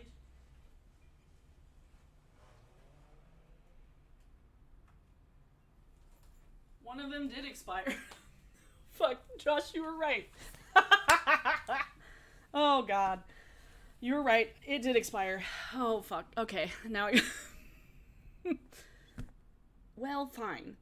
Yeah, editor-in-chief was a great time. I really loved it, but there was one time... It's one of my favorite things. I realize this is veered off from music, but I want to get back to it. But this is a funny story. Newspaper, shut up, Josh. Newspaper, in college, there was, we were in the same building as, like, our, like, student government and, like, our student activities board, and, it expired in June. Our student activities stuff, we were in the same building, and our student activities folks and student government were always kind of, like, under some wrong impression that, like, it was our job to promote their events, when it's like, no, it's not. It's your job to promote your own events. It's our job to write journalism. So they would always get kind of annoyed. They're like, how do we get our events in the paper? It's like, make events that are exciting. And they would always do this, like, posters and stuff around school, and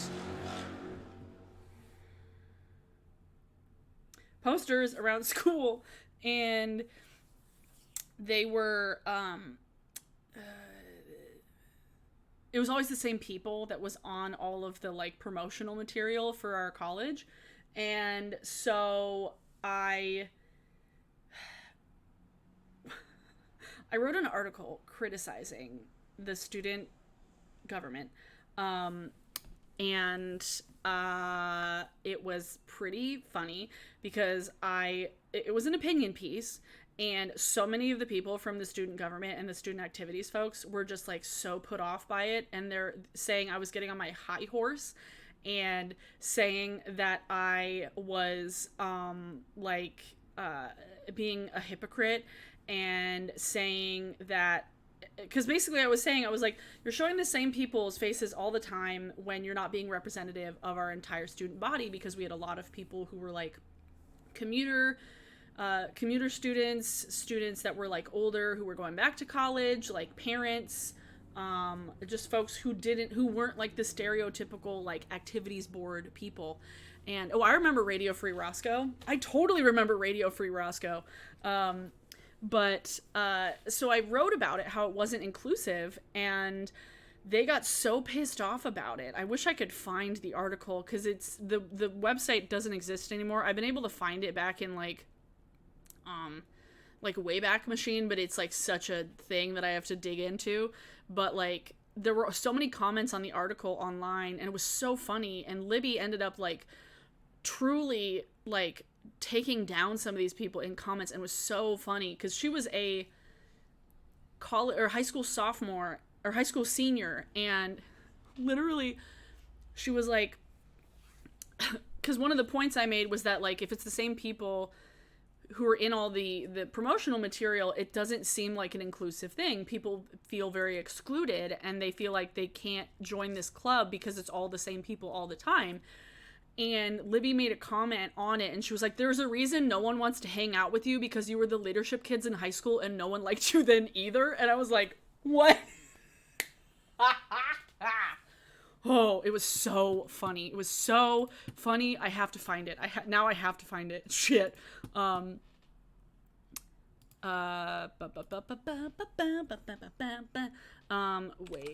Machine. I don't know if I'm gonna be able to find it.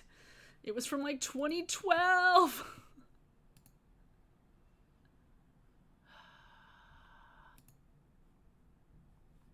Wait, it was? Okay. I don't think I'll be able to find it. It's from like, no, it would have been 2010. But it was so, so funny. Libby was just like a savage, and she was just like going for it.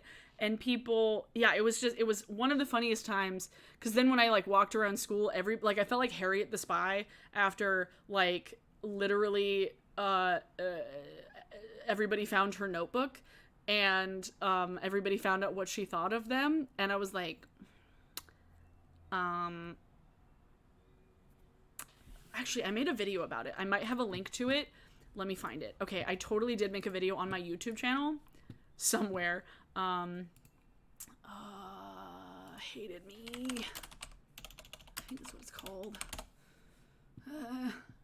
And everyone in college hated me. Okay. I might have found it. Please work. I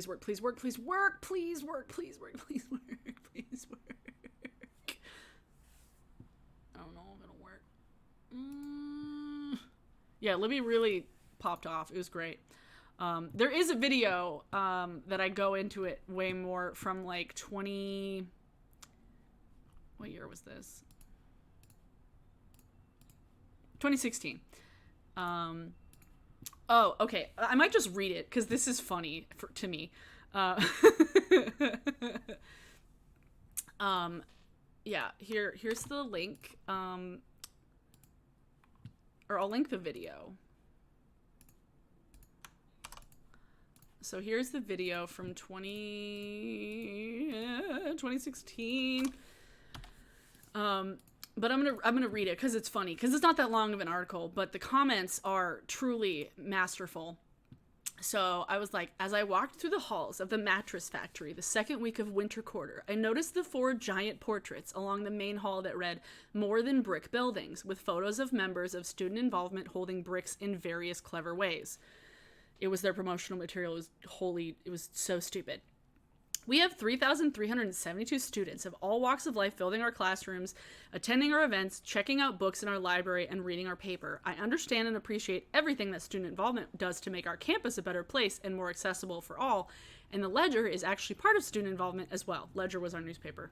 But I think the promotional material that features consistently the same faces makes student involvement seem more exclusive rather than inclusive. Where is the single mother with 2 kids who decided to come back to get her degree? Where is the night student who works a full-time job in another county? Where is the international student? Where is the freshman who's just getting their footing? Where are all the students who aren't a part of student involvement? There are billboards down Pacific Avenue, signs hanging from lampposts, and an entire wall of photos of the hardworking student leaders down by their offices in the mattress factory, so why not give someone else a chance to get spotlighted? I went to UW-Tacoma. You never see the Ledger putting pictures of ourselves in the paper just because we can. We work hard to show the diversity of our campus, and yet we still cannot meet that requirement all the time. Like I said, there are 3,372 students at this school, and we're only 15 people with a limited number of pages to fill. But it's part of our job to strive for that goal, to recognize all different types of people. If for any reason you think we haven't done that properly, please let us know. Being the commuter campus that we are, there is a diverse spectrum of undergraduate and graduate students. With these posters, student involvement isn't working hard enough to give a full picture of the school, when around half of our enrollment is non-traditional students. How are new students supposed to get a full idea of what the campus offers if they're only seeing the same faces all the time? If people are putting the energy to take portraits to promote student involvement, why not seek out new students to actually get involved in the project? Seek out the people who aren't as forward as others. This is where people got pissed off. There are plenty of people in student involvement with big personalities that thrive on meeting new people and frankly love attention. But there are also a lot of people who like those of us on the Ledger that are much more introverted and might have great ideas but are just too intimidated to put themselves out there.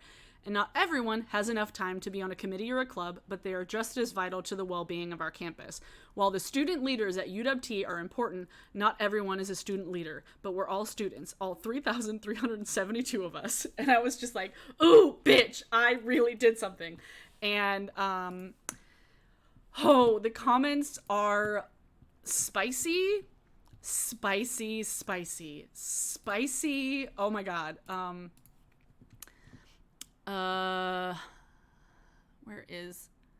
So this is the comment that Libby left, which is fucking hysterical. Well, here's one. Abby, your journalism lacks professionality and is very partisan in nature. Rather than jump to a conclusion, you should research your topic first. There are these things that we call facts. They should be included in an article and not just partisan, hateful rhetoric. So I've been ready for hate since fucking college.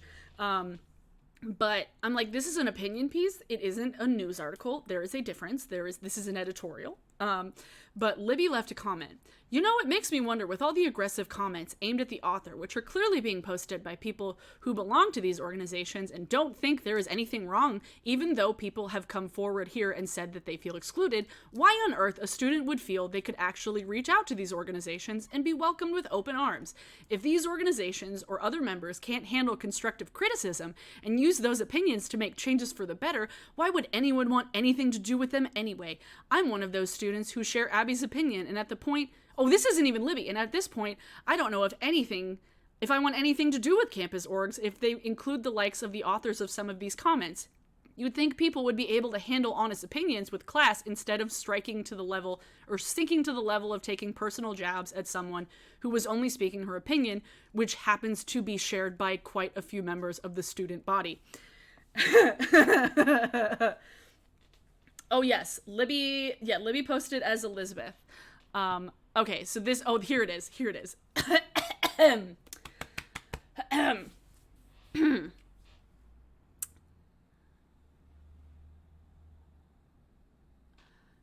Well, I'll read Mr. Bill. So Mr. Bill, This was a comment. Dear Abby, I understand your frustration, but it sounds more like a little jealousy than revelry for equality. Let's look at a quote in your article. But there were also a lot of people like those of us on the Ledger that are much more introverted and have great ideas but are just too intimidated to put themselves out there. Worse yet, maybe this is just a lack of quality investigative reporting. The promo posters are just that, a promotion of a concept and not the final product. If you had taken the time to contact those involved and asked why and how this project was being put together, you might have found out the bigger picture and also voiced your opinion in a positive and constructive manner for all 3,372 students. In fact, what your editorial really reflects is a sense of privilege. Yes, a sense that because you are the editor of the paper, you can say whatever you want when you want without consequences. Or even a more arrogant of an assumption is that you speak for all 3,372 students. On the contrary, you should look at how to take a personal opinion wrapped with fact-finding interviews and come up with an article that promotes the concept of student involvement and unification of our student body, not department bashing. This is what all these fuckers thought that the newspaper was for. No, though. Instead, you take the tabloid approach and make speculative and non-factual, opinionated statements that do nothing but cause division, not diversity. Some unifier you are, Miss Editor-in-Chief. Maybe you should title your article, I'm More Than Just a Brick. Okay, maybe not. Well, enough said. We will change the title of our campaign for your exclusive benefit to Most of Us Are More Than a Brick, and then take an overhead aerial photo of 3,371 students, and you can dress up as the brick.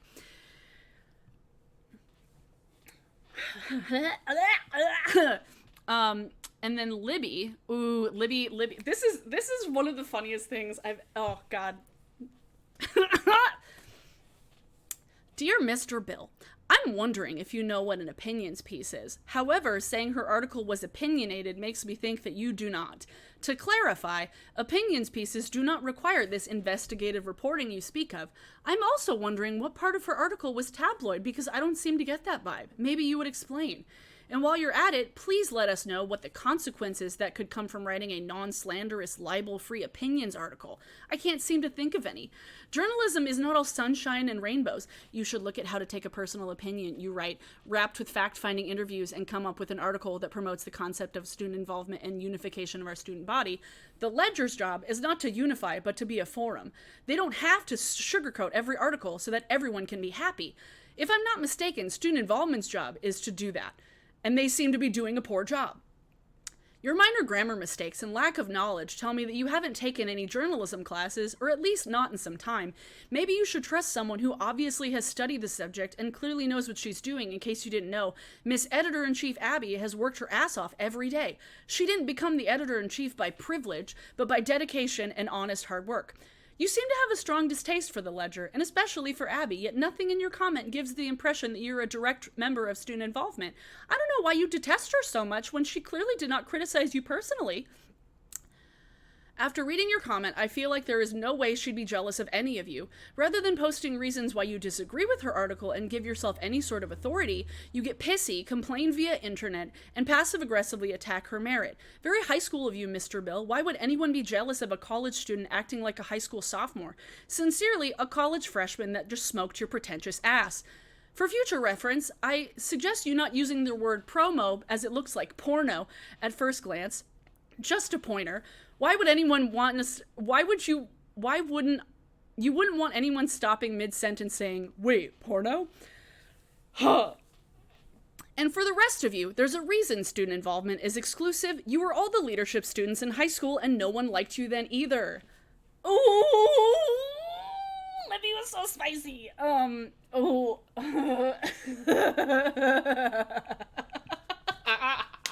Well, the link is there if you care to read more. I'm not going to read more because it's just too funny and I love it. Oh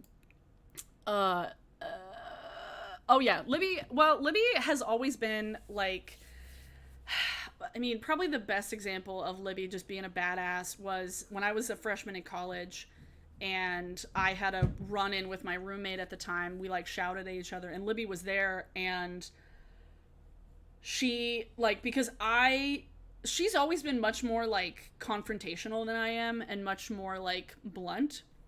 I've gotten that the older I've become a lot more comfortable with confrontation. I still don't like it, but she likes arguing. So when I was a freshman, I had a little spit with my roommate, and I went back to confront her about it, and she started battling back at me, and I kind of was backing down, and because I like at the time, like the way I respond to attacks would not be to attack right back; it would be to cry, and so.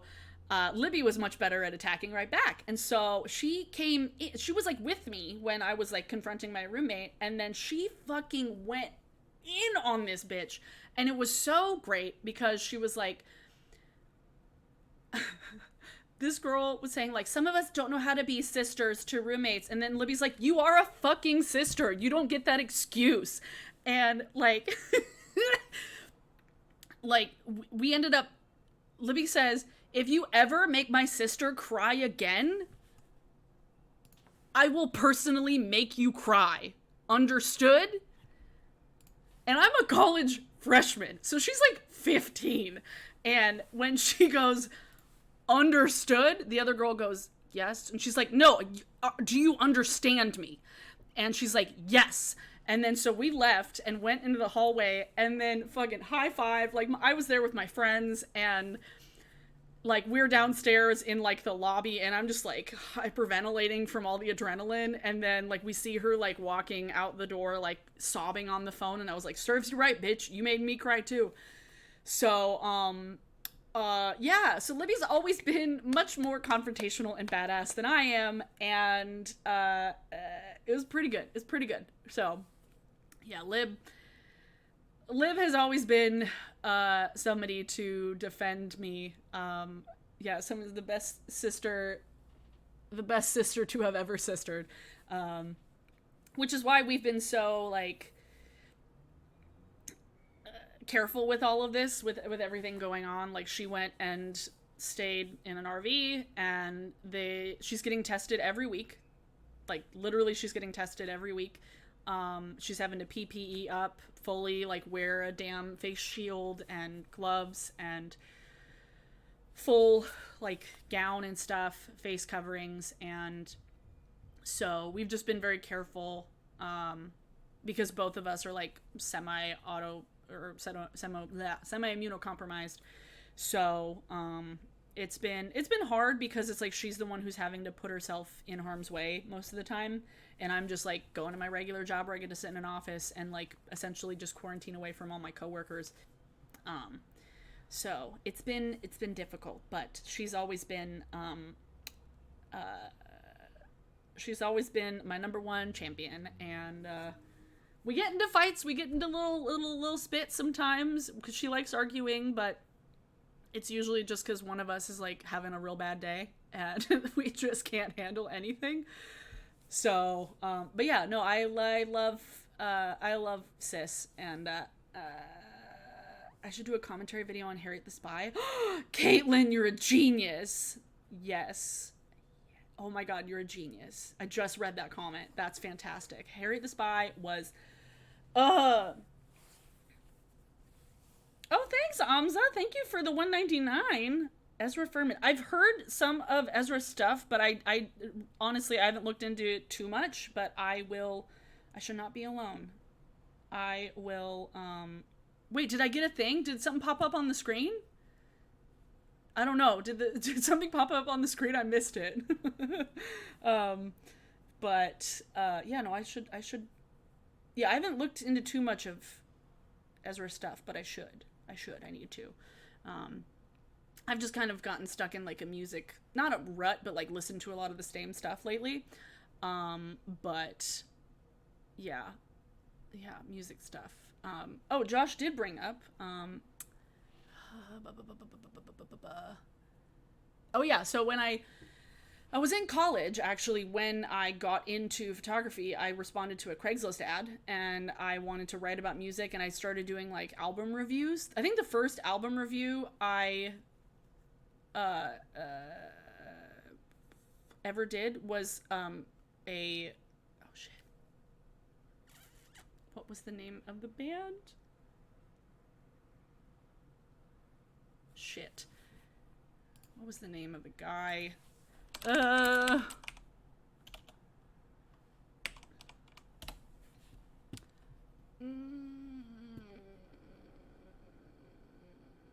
AFI.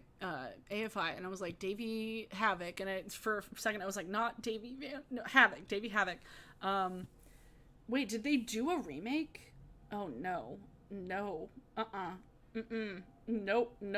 No. If it didn't have Michelle Trachtenberg in it, I'm not here for it. Like, Michelle Trachtenberg was Harriet the Spy. Nobody else could be Harriet the Spy. No, literally, I started writing because of Harriet the Spy. Like, I carried notebooks around because of Harriet the Spy.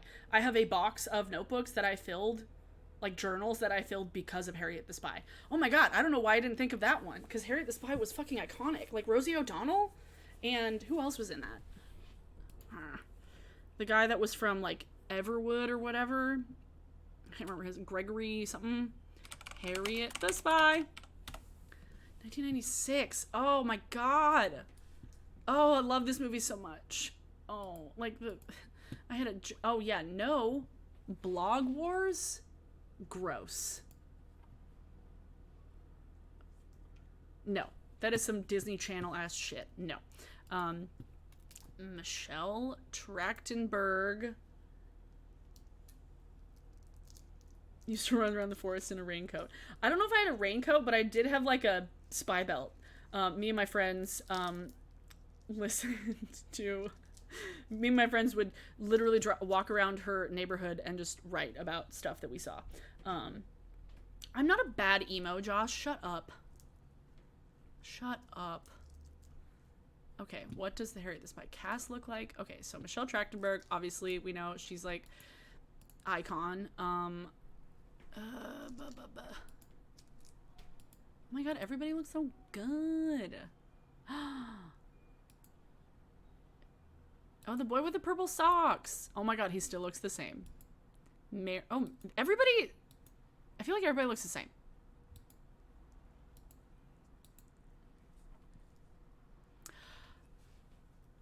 Oh yeah, no, I totally need to do one about Harriet the Spy. That's gotta be... I have so many things on a list that I just need to, like, do more. But... yeah.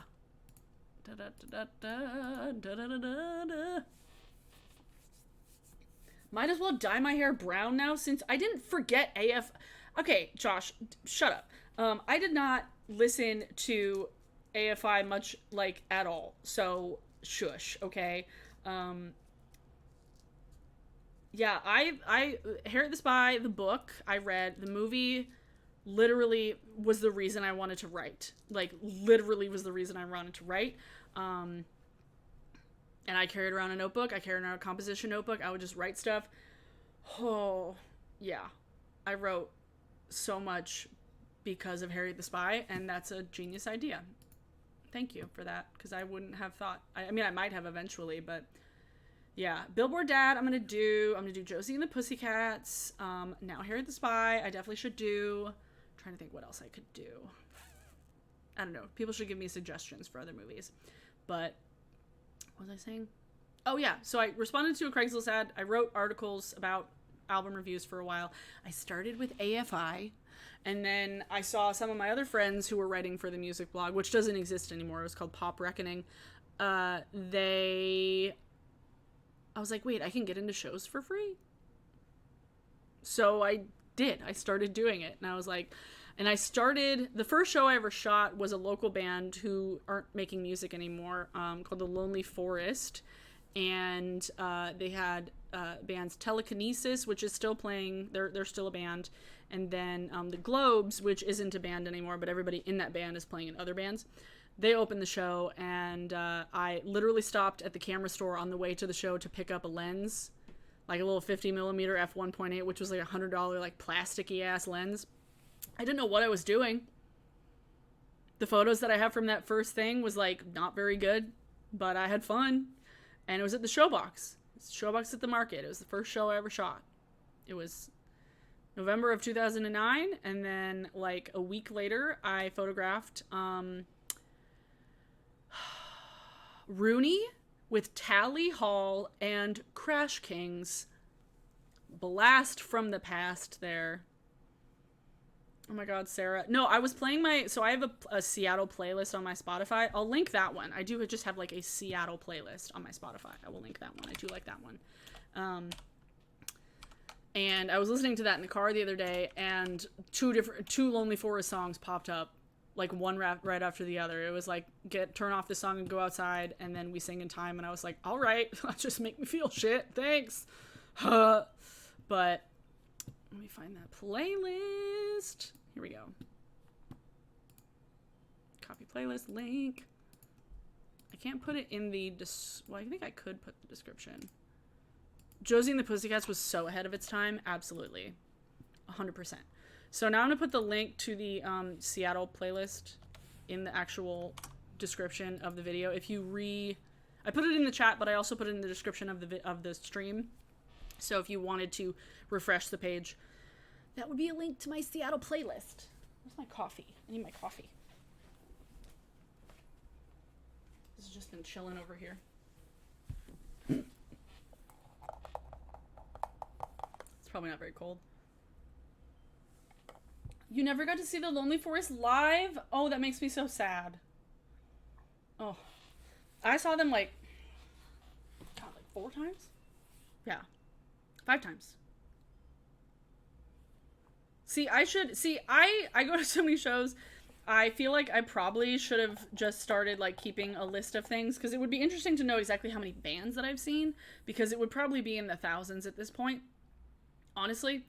But like my Flickr page is such a good like idea of, because so many of the things that I go to I take photos of, and so like it's just all of my photo stuff, like every photo.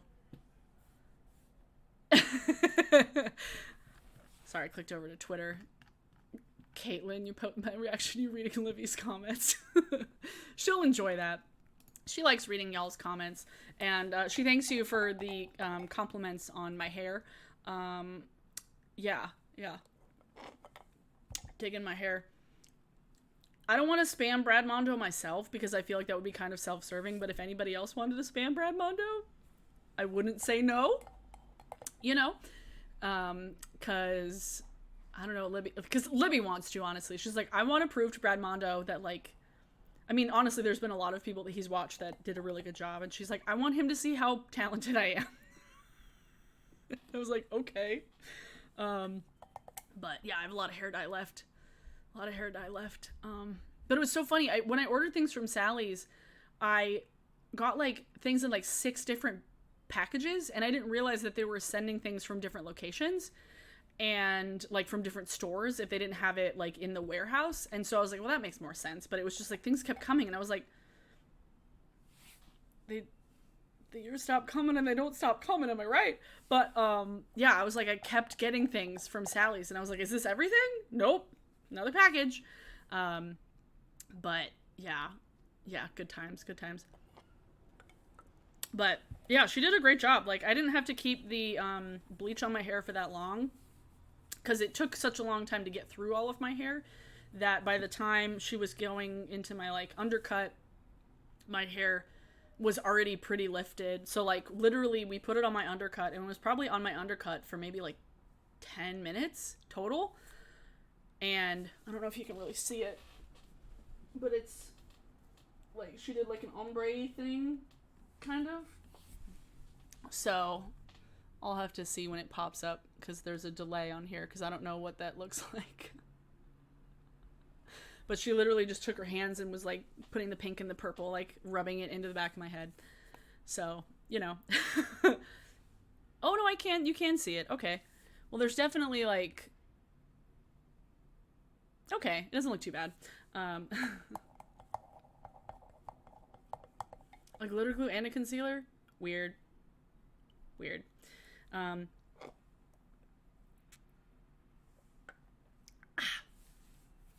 But, just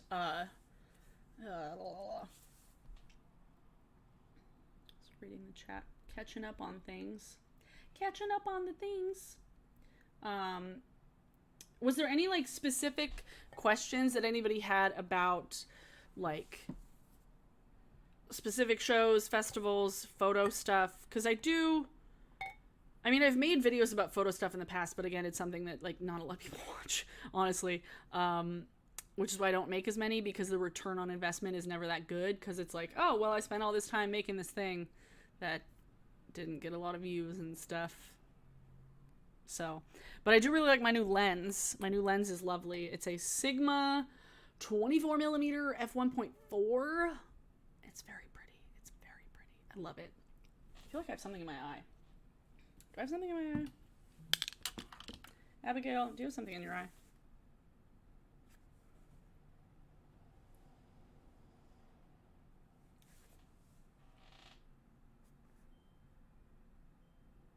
I don't know. I don't know. I feel like I do, but I can't tell. Damn it.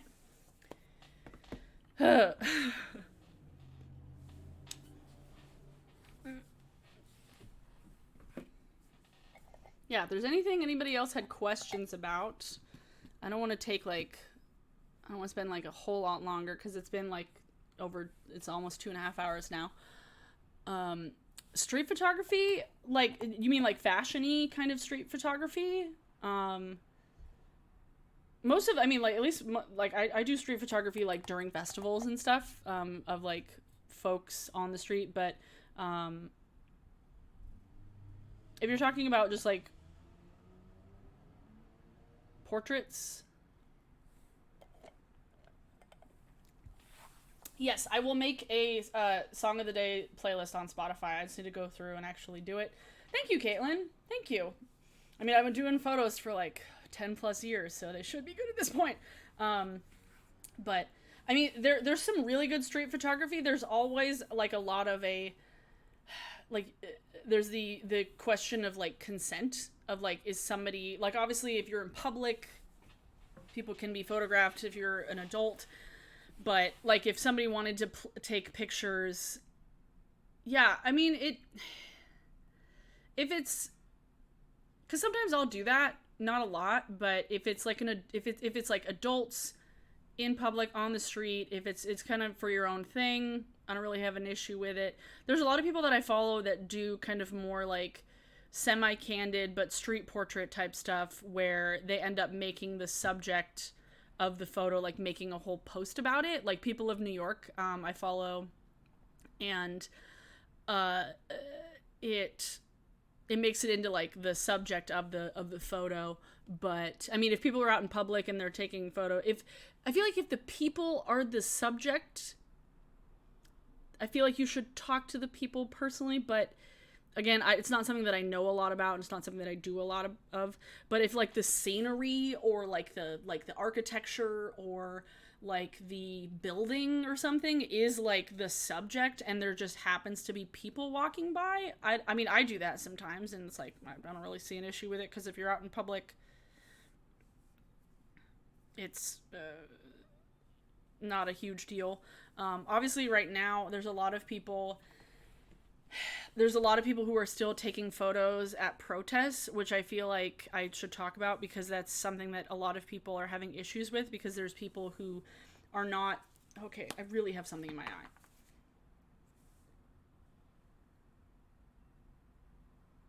Okay, did I get it? I think I got it. Okay, I got it.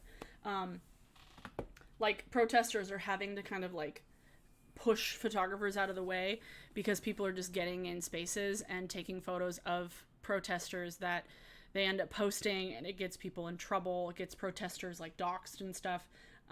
So right now, at least, I feel like there's a lot of photographers that are crossing the line with stuff like that, because they're going out for, like, wanting to show support or whatever, but their work ends up hurting more than it does help.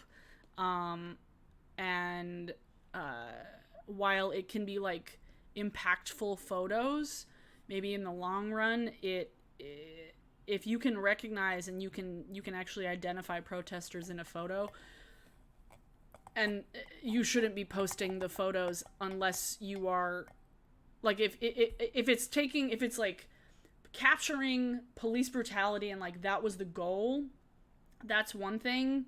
But that's why I've been like advocating for, if you are going out to protest, like covering your face as much as you can and wearing clothing that's not very identifying for you, and that way, in case you do get in photos and stuff, you can't get identified by things. Any photography I'd like to try but haven't. I mean, I really wish I could be very good. Like I wish I was better at like studio photography, where I was like where I kind of set up the lighting and stuff, and kind of worked more with studio lights, because I'm not very good at that. Because most of what I do, like I started doing like photojournalism, where it's like I'm out on the street, I'm like out at events and stuff and taking pictures and just working with what I have. And so I'm not very good at dealing with studio light, and like really the only kind of studio light that I've worked with has been like when I'm doing videos and stuff. But with photos, I don't. Josh, you like car photography. I don't care about car photography. Sorry. But Megan, there's a local photographer here that is trying to make a name for themselves and get ahead by photographing protests. It's terrible. Like yeah, and that's when it's really fucked. Like it's totally fucked. When it yeah, I think that people here have been vocal enough against photographers going and doing it for their own personal gain that I feel like people have kind of gotten the message at some point. Like enough people, because most of the people who have been out at protests here are people in the creative community who also, like, photographers are in the creative community as well. So there's a lot of overlap of like people who know each other and stuff. Like most of the people who I know who have been out at protests are out of work musicians who are having their hours cut at restaurants. So like it's all kind of the same overlap of people, which is again why I've been so like vocal and stuff, because it's like I'm seeing it every day on my feed. Like my friend Zach has been arrested twice at the Portland protests, and like somebody on Twitter tried to dox him. Like it's crazy. Yeah,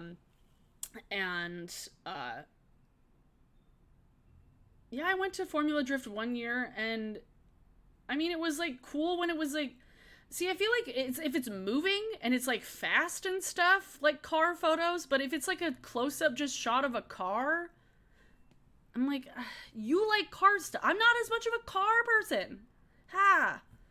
Yes, Michael, definitely. Like as long as you don't overheat and you stay hydrated, that's definitely the best bet. Just to like, especially if you have like tattoos. If you don't have any tattoos or like identifying markers, I don't know if, I mean, gloves are helpful like in case you get like sprayed with shit, but as far as like being identify you by your hands, it's not as big of a thing. But definitely like goggles, long sleeves, full length pants, shoes, good shoes, for sure.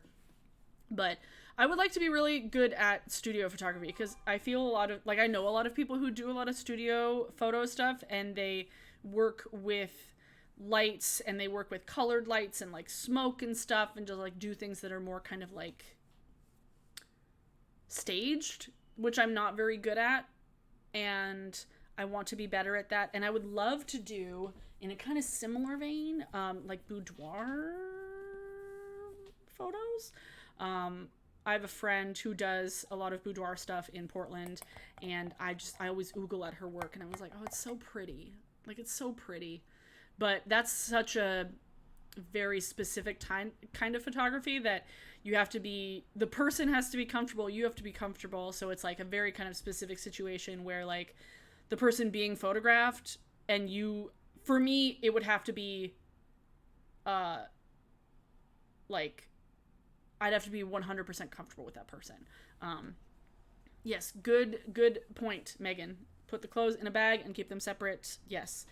Because a lot of times now, at least with tear gas and like pepper spray, they're putting dye in it. Some police departments are putting dye in the stuff that they spray that can stain your skin, and so that people are more identifiable later.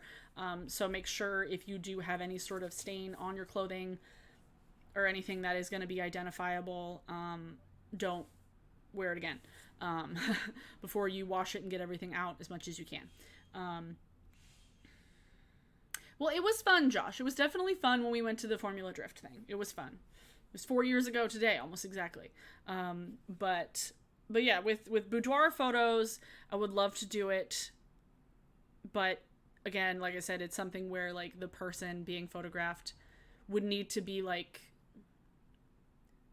a close friend of mine for both of us to be like totally chill. Yeah.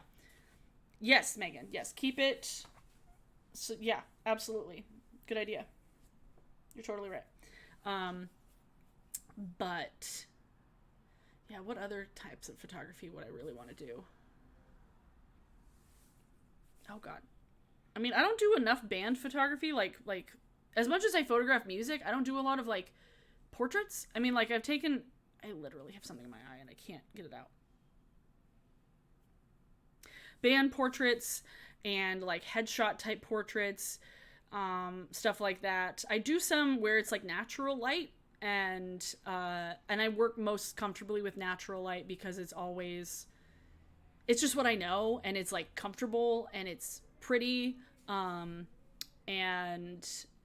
yeah. Macro, it's not that it's too boring, it's just like I personally like photos of people, and like I don't necessarily like I would love like the lens that I have that I need to send out. That's really the only lens that I have that works with macro stuff. But I would love to take like close-up shots of like products and stuff, but I don't really have the right lens for that at the moment for it to actually like look good and stuff. But yeah, I just prefer pictures of people or pictures of like I do landscape sometime, but more landscape I do is like city architecture and stuff, like city photography.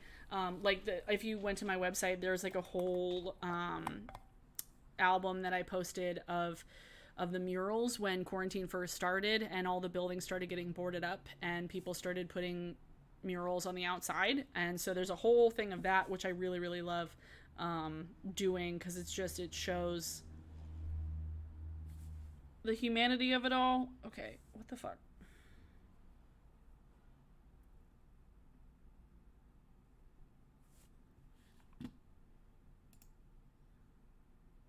Damn it. Did I get it? I think I'm gonna take a second break and then I'll be... No, I'm just gonna finish this out because I'm like, if I take a second break, I'm just gonna keep going for another hour, and I want to film some stuff tonight too. I do have to film my favorites. I think my eye's okay. And I also haven't had lunch. Thank you, Josh, for linking it. I did link it earlier, but thank you for linking it again. Thank you. And then I have like a bunch of wedding and stuff on there too. Like engagement photos I like doing. I've done some like pregnancy announcement photos. Those ones are always weird as hell. Sometimes the things that people want to do are like just real weird. I feel like more often than not, I see photos of just like bad pregnancy photos or like bad baby photos. There's a couple blogs that I follow that used to post a lot of just like really bad examples, just like roasting bad photography, and I realize like now it's like kind of mean to do that, but like it was funny. Like it was funny at the time. Pet Christmas cards. Pets are so hard. Pets are very difficult to take photos of.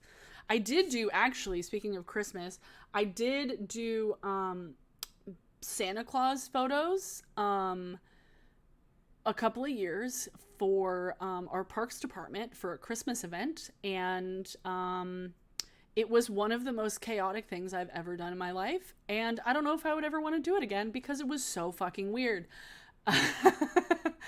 But yeah, it was like I put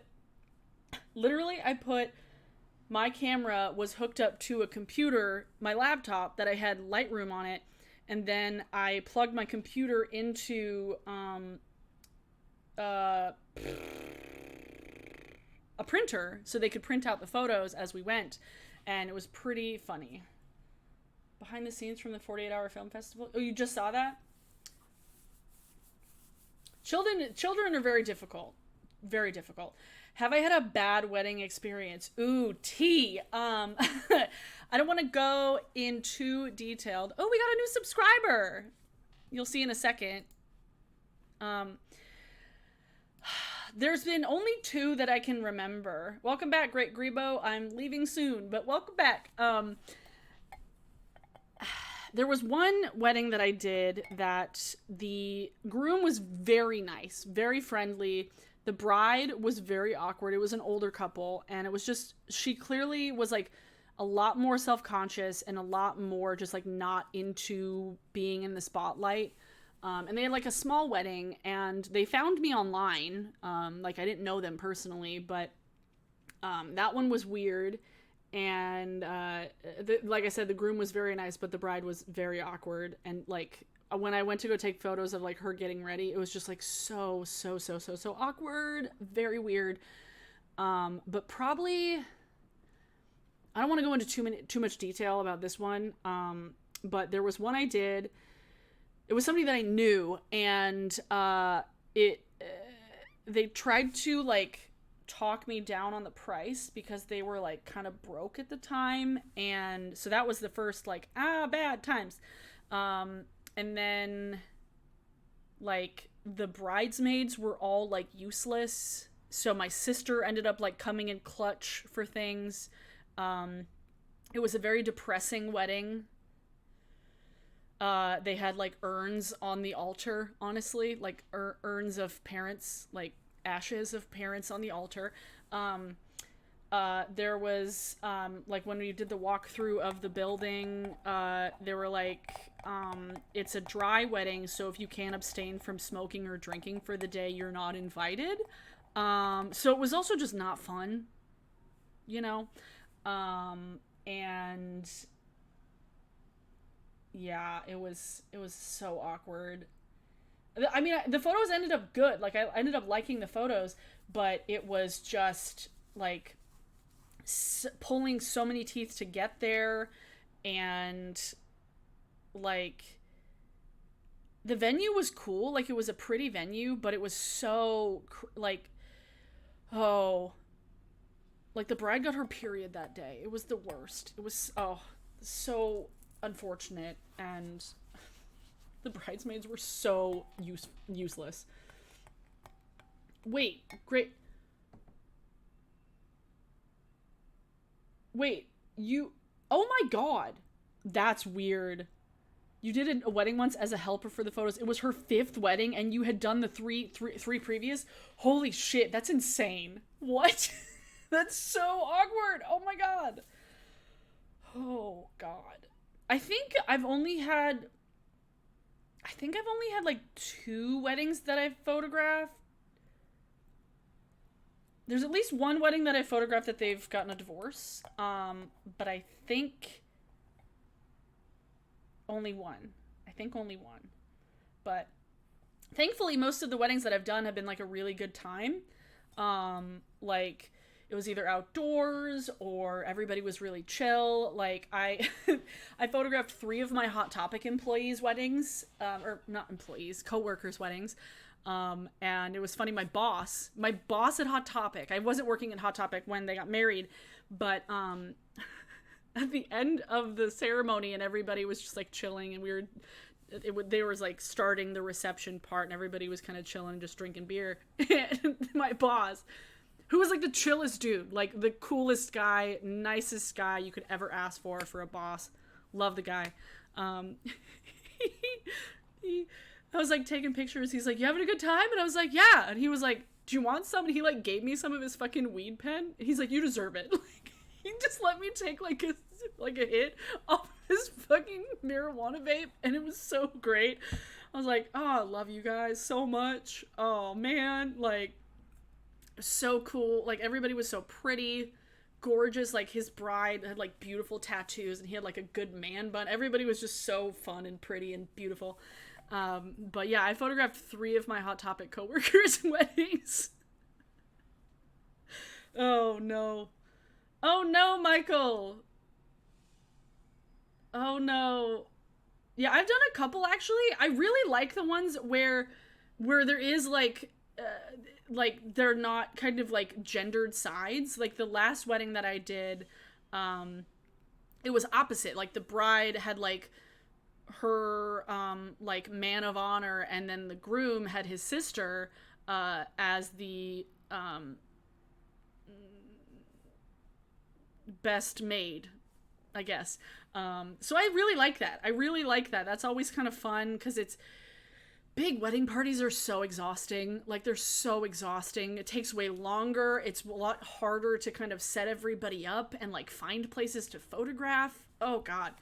Oh yeah, and then I've done at least one of my Lush coworkers' weddings. It was like a black tie, extra fancy formal. They got married at a castle.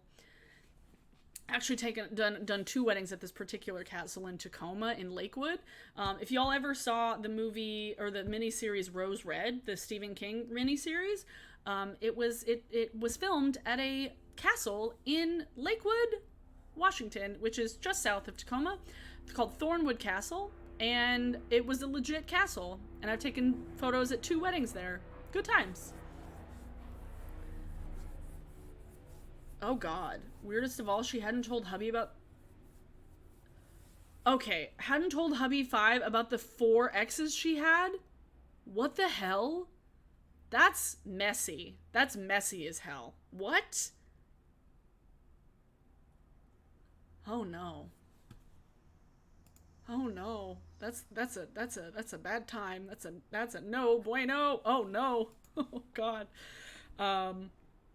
But yeah, I'm trying to think of other good weddings that I've done.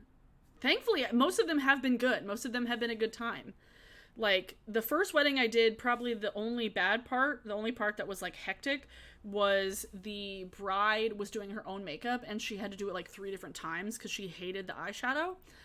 So she was just, like, really self-conscious about her makeup. Yeah, there's a castle. So Thornwood Castle is it's named after Lord Thornwood. I think it's Lord Thornwood. Yes, he or Lord Thorn. Yeah, his wife was from England, and so he literally had like pieces of a castle in England like transported here so that she wouldn't feel as homesick. At least that's what I've heard. Like, that's the legend or something. What is it? Yeah, Lord Thorn... Is it? What is it? Thornwood Castle. Yeah, it's a bed and breakfast, actually. If you look it up, it's beautiful. Yeah, okay. It was built... Thornwood is an estate that is in what is now Lakewood, Washington. The estate consists of 3 buildings, including Thornwood Castle, which was built from the brick of a dismantled 15th century house imported from England. I was so right. It was listed on the National Register of Historic Places in 1982, and now it is a bed and breakfast. So, link. Boom. That's the castle. Yeah, it was so cool. Did 2 weddings there. Gorgeous. Gorgeous. Such a good time. Hidden bathrooms in the wall. So cool. But, yeah, it's so pretty. Oh my god. Oh, it's so pretty. Such a pretty place. But most of the weddings I have done have been a good time. Like, most of them have been friends. It was, like, more non-traditional. Like, they didn't do all the same type of things. Like, not everybody's done the garter belt thing, which is always kind of weird. It is kind of weird, you know, like I always thought that was kind of weird. And then like I've done 2 Harry Potter weddings. I've done like a semi Disney themed wedding where really the only thing Disney about it was like the bride had her hair like Snow White, and then they had like Disney cake toppers. And that was pretty much it. That was actually the one that was at Thornwood Castle, and it was so fun, so pretty. Um, yeah. And she had like very like specific kind of photos. And I also kind of like, because some people are like, ooh, I want to just let the photographer like make all the choices, all the decisions, like I'm gonna leave it in their hands, which like there's something to be said for that. But I also, I mean, like, I'm there, and something I always try and like reiterate to couples is like, I'm there for you. You are paying me to do a service for you. So if there's a particular photo that you want, like there's been a couple where they have like very specific ideas of what they want. Of like they've seen a posed photo with somebody else and they're like, we want to recreate that. And I'm like, sure, fuck yeah. Like I don't care. Like I don't have some like weird kind of like narcissistic, like it has to only be like my ideas type thing, because it's like you're paying me to take photos for you of the best day of your life potentially. So if there's a photo that you want me to take that like you've seen and that you want me to try and recreate, obviously it's not going to be the same photo, but like it's for you, not for me. So I don't really have an issue when people have like things that they want to try and recreate in some capacity. Obviously it's not going to look exactly the same because everybody has different styles and different editing styles. I'm not a fan of when people get photos and then they re-edit them. That's kind of weird. Like when people like re-edit them for Instagram, I'm like, that doesn't look as good. Okay. But your friends was a Harry Potter wedding? See, they didn't have everybody was just in robes. And everybody was in, well, the two brides were in robes, and then well, I think they had suits. They had robes for the photos, and then they had suits for like the actual ceremony, and then everybody else was also in suits. So there were no like dresses really in the wedding party. And then everybody was encouraged to either just dress nicely or dress up in costume, which was fun. That was a fun time. We had two Hagrids, which was real cute, and both of their moms were dressed as professors, which was adorable as shit.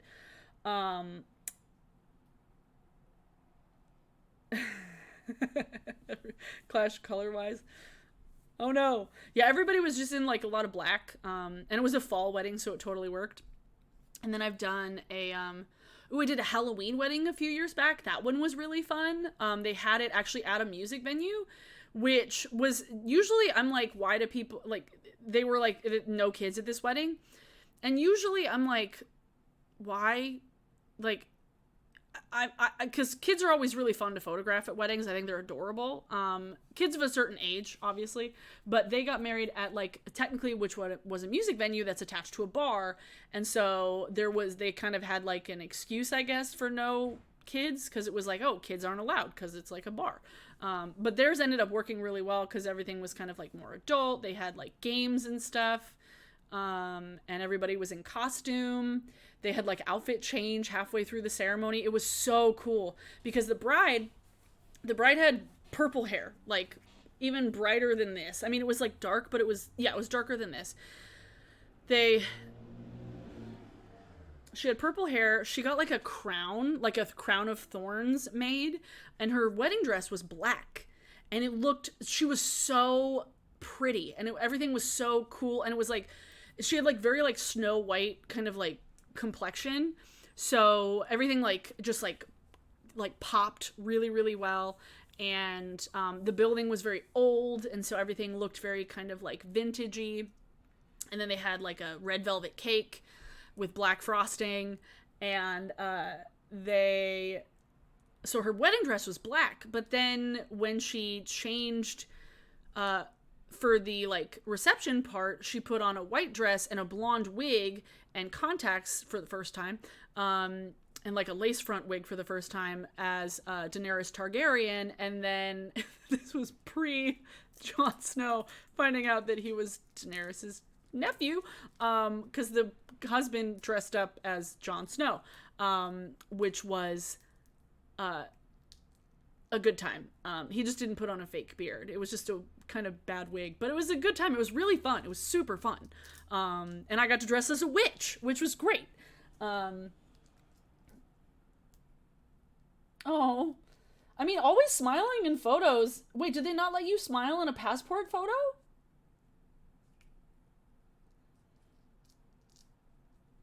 Honestly, always smiling in photos. I think the wedding that I did, one of the Harry Potter weddings, the groom's brother was on the spectrum, and he was super smiley too, and like he was his best man, and it was just like really, really sweet. He made a speech. It was really, really, really sweet. And yeah. And yeah, he was really great in photos too. Just like there were like times when he would just like talk, but like dudes in general are always harder to photograph because they always talk more. Like after the number of weddings I've done, guys are harder to take group photos of because they don't stop talking. But yeah. Yeah, it was a gothic Halloween wedding. Let me see if I think that's on my website. I gotta check. It might be.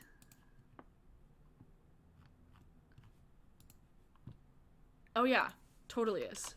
It totally is. So if you go to the wedding page, theirs is, you can definitely see it. She's wearing a black dress.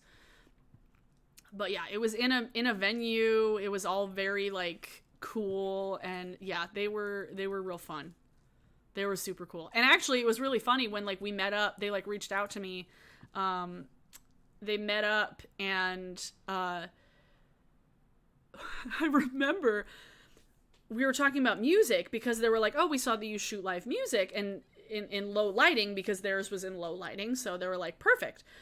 And I remember talking, I was like, I feel like I recognize you guys. Like, where do I recognize you from?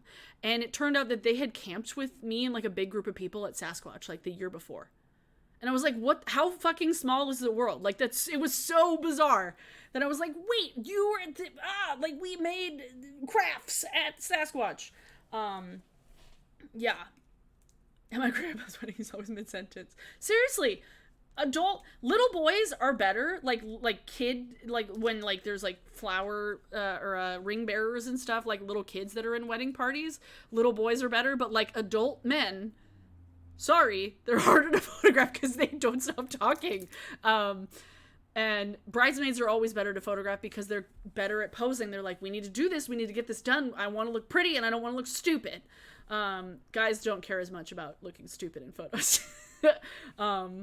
But yeah.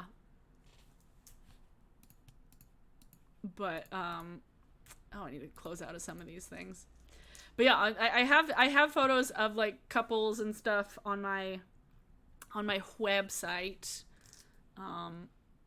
Yeah, I went, my best friend's sister got married on Cinco de Mayo in a ghost town in Arizona. That was one of the first ones I did. It was really hot. That one was weird. Trying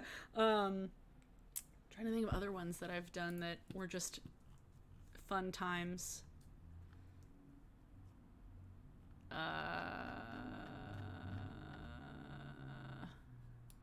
Yeah, like one of my oldest friends, she got married last fall. Was it last fall? God, it was almost a year ago now. And they had like, it was all very like subtly Robin Hood themed. It was outside.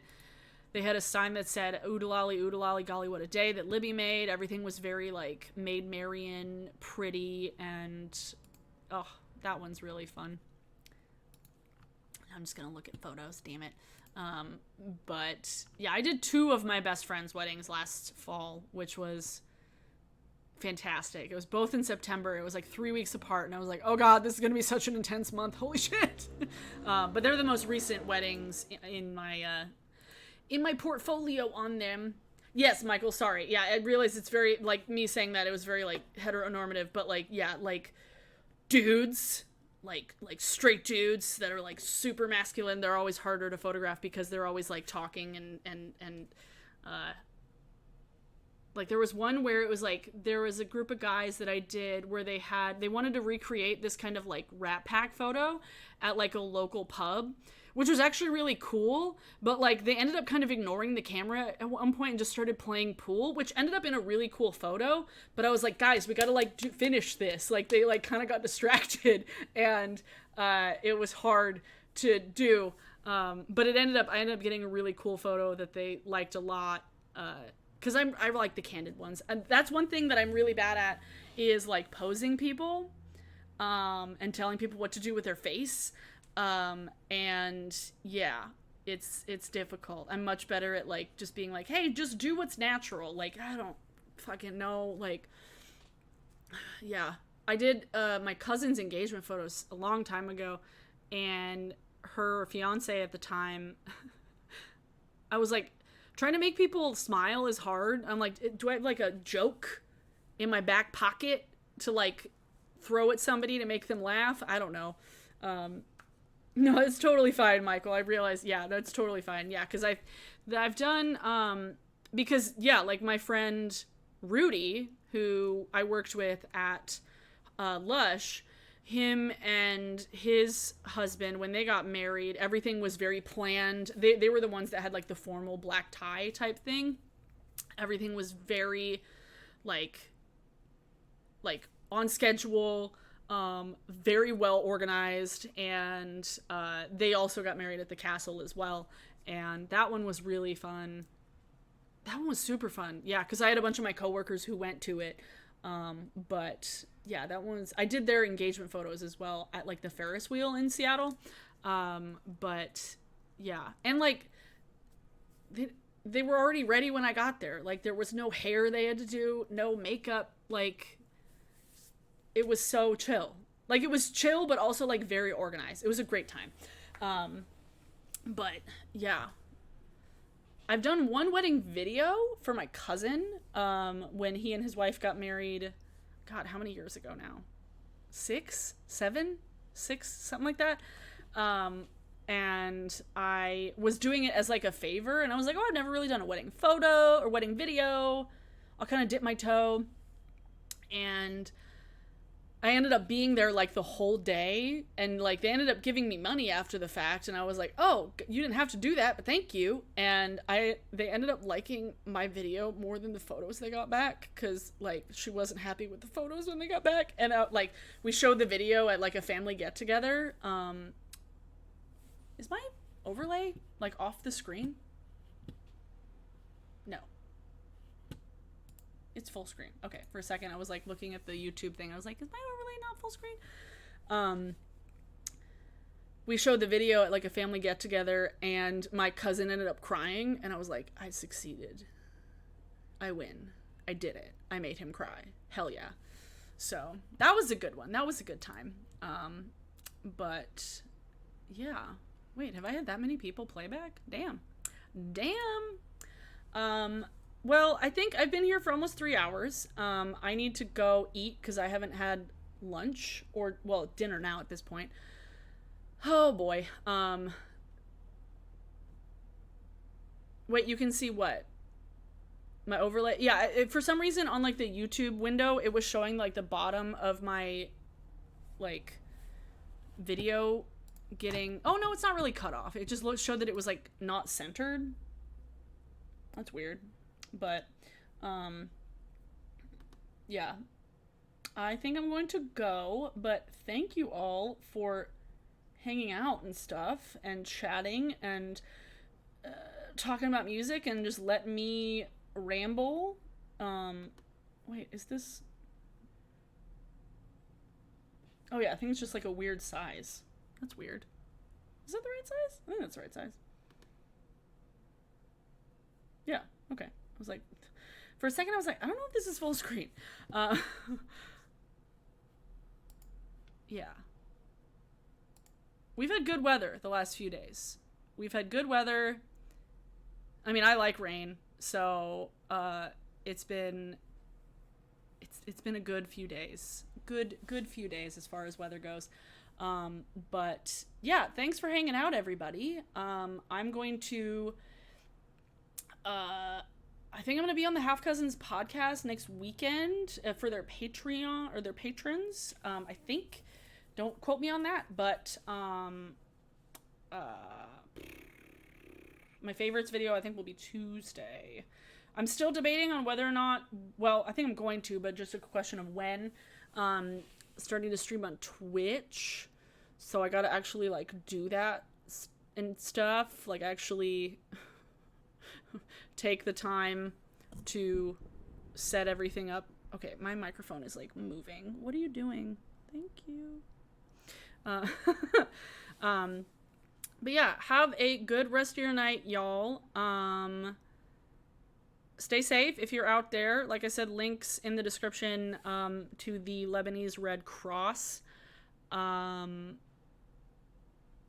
Yeah, because Beirut definitely needs our help. So, thank you all. It's been 3 hours almost exactly. So I will see y'all in a new video on Tuesday and another live stream on Saturday. So, yeah. Okay. Bye, everybody.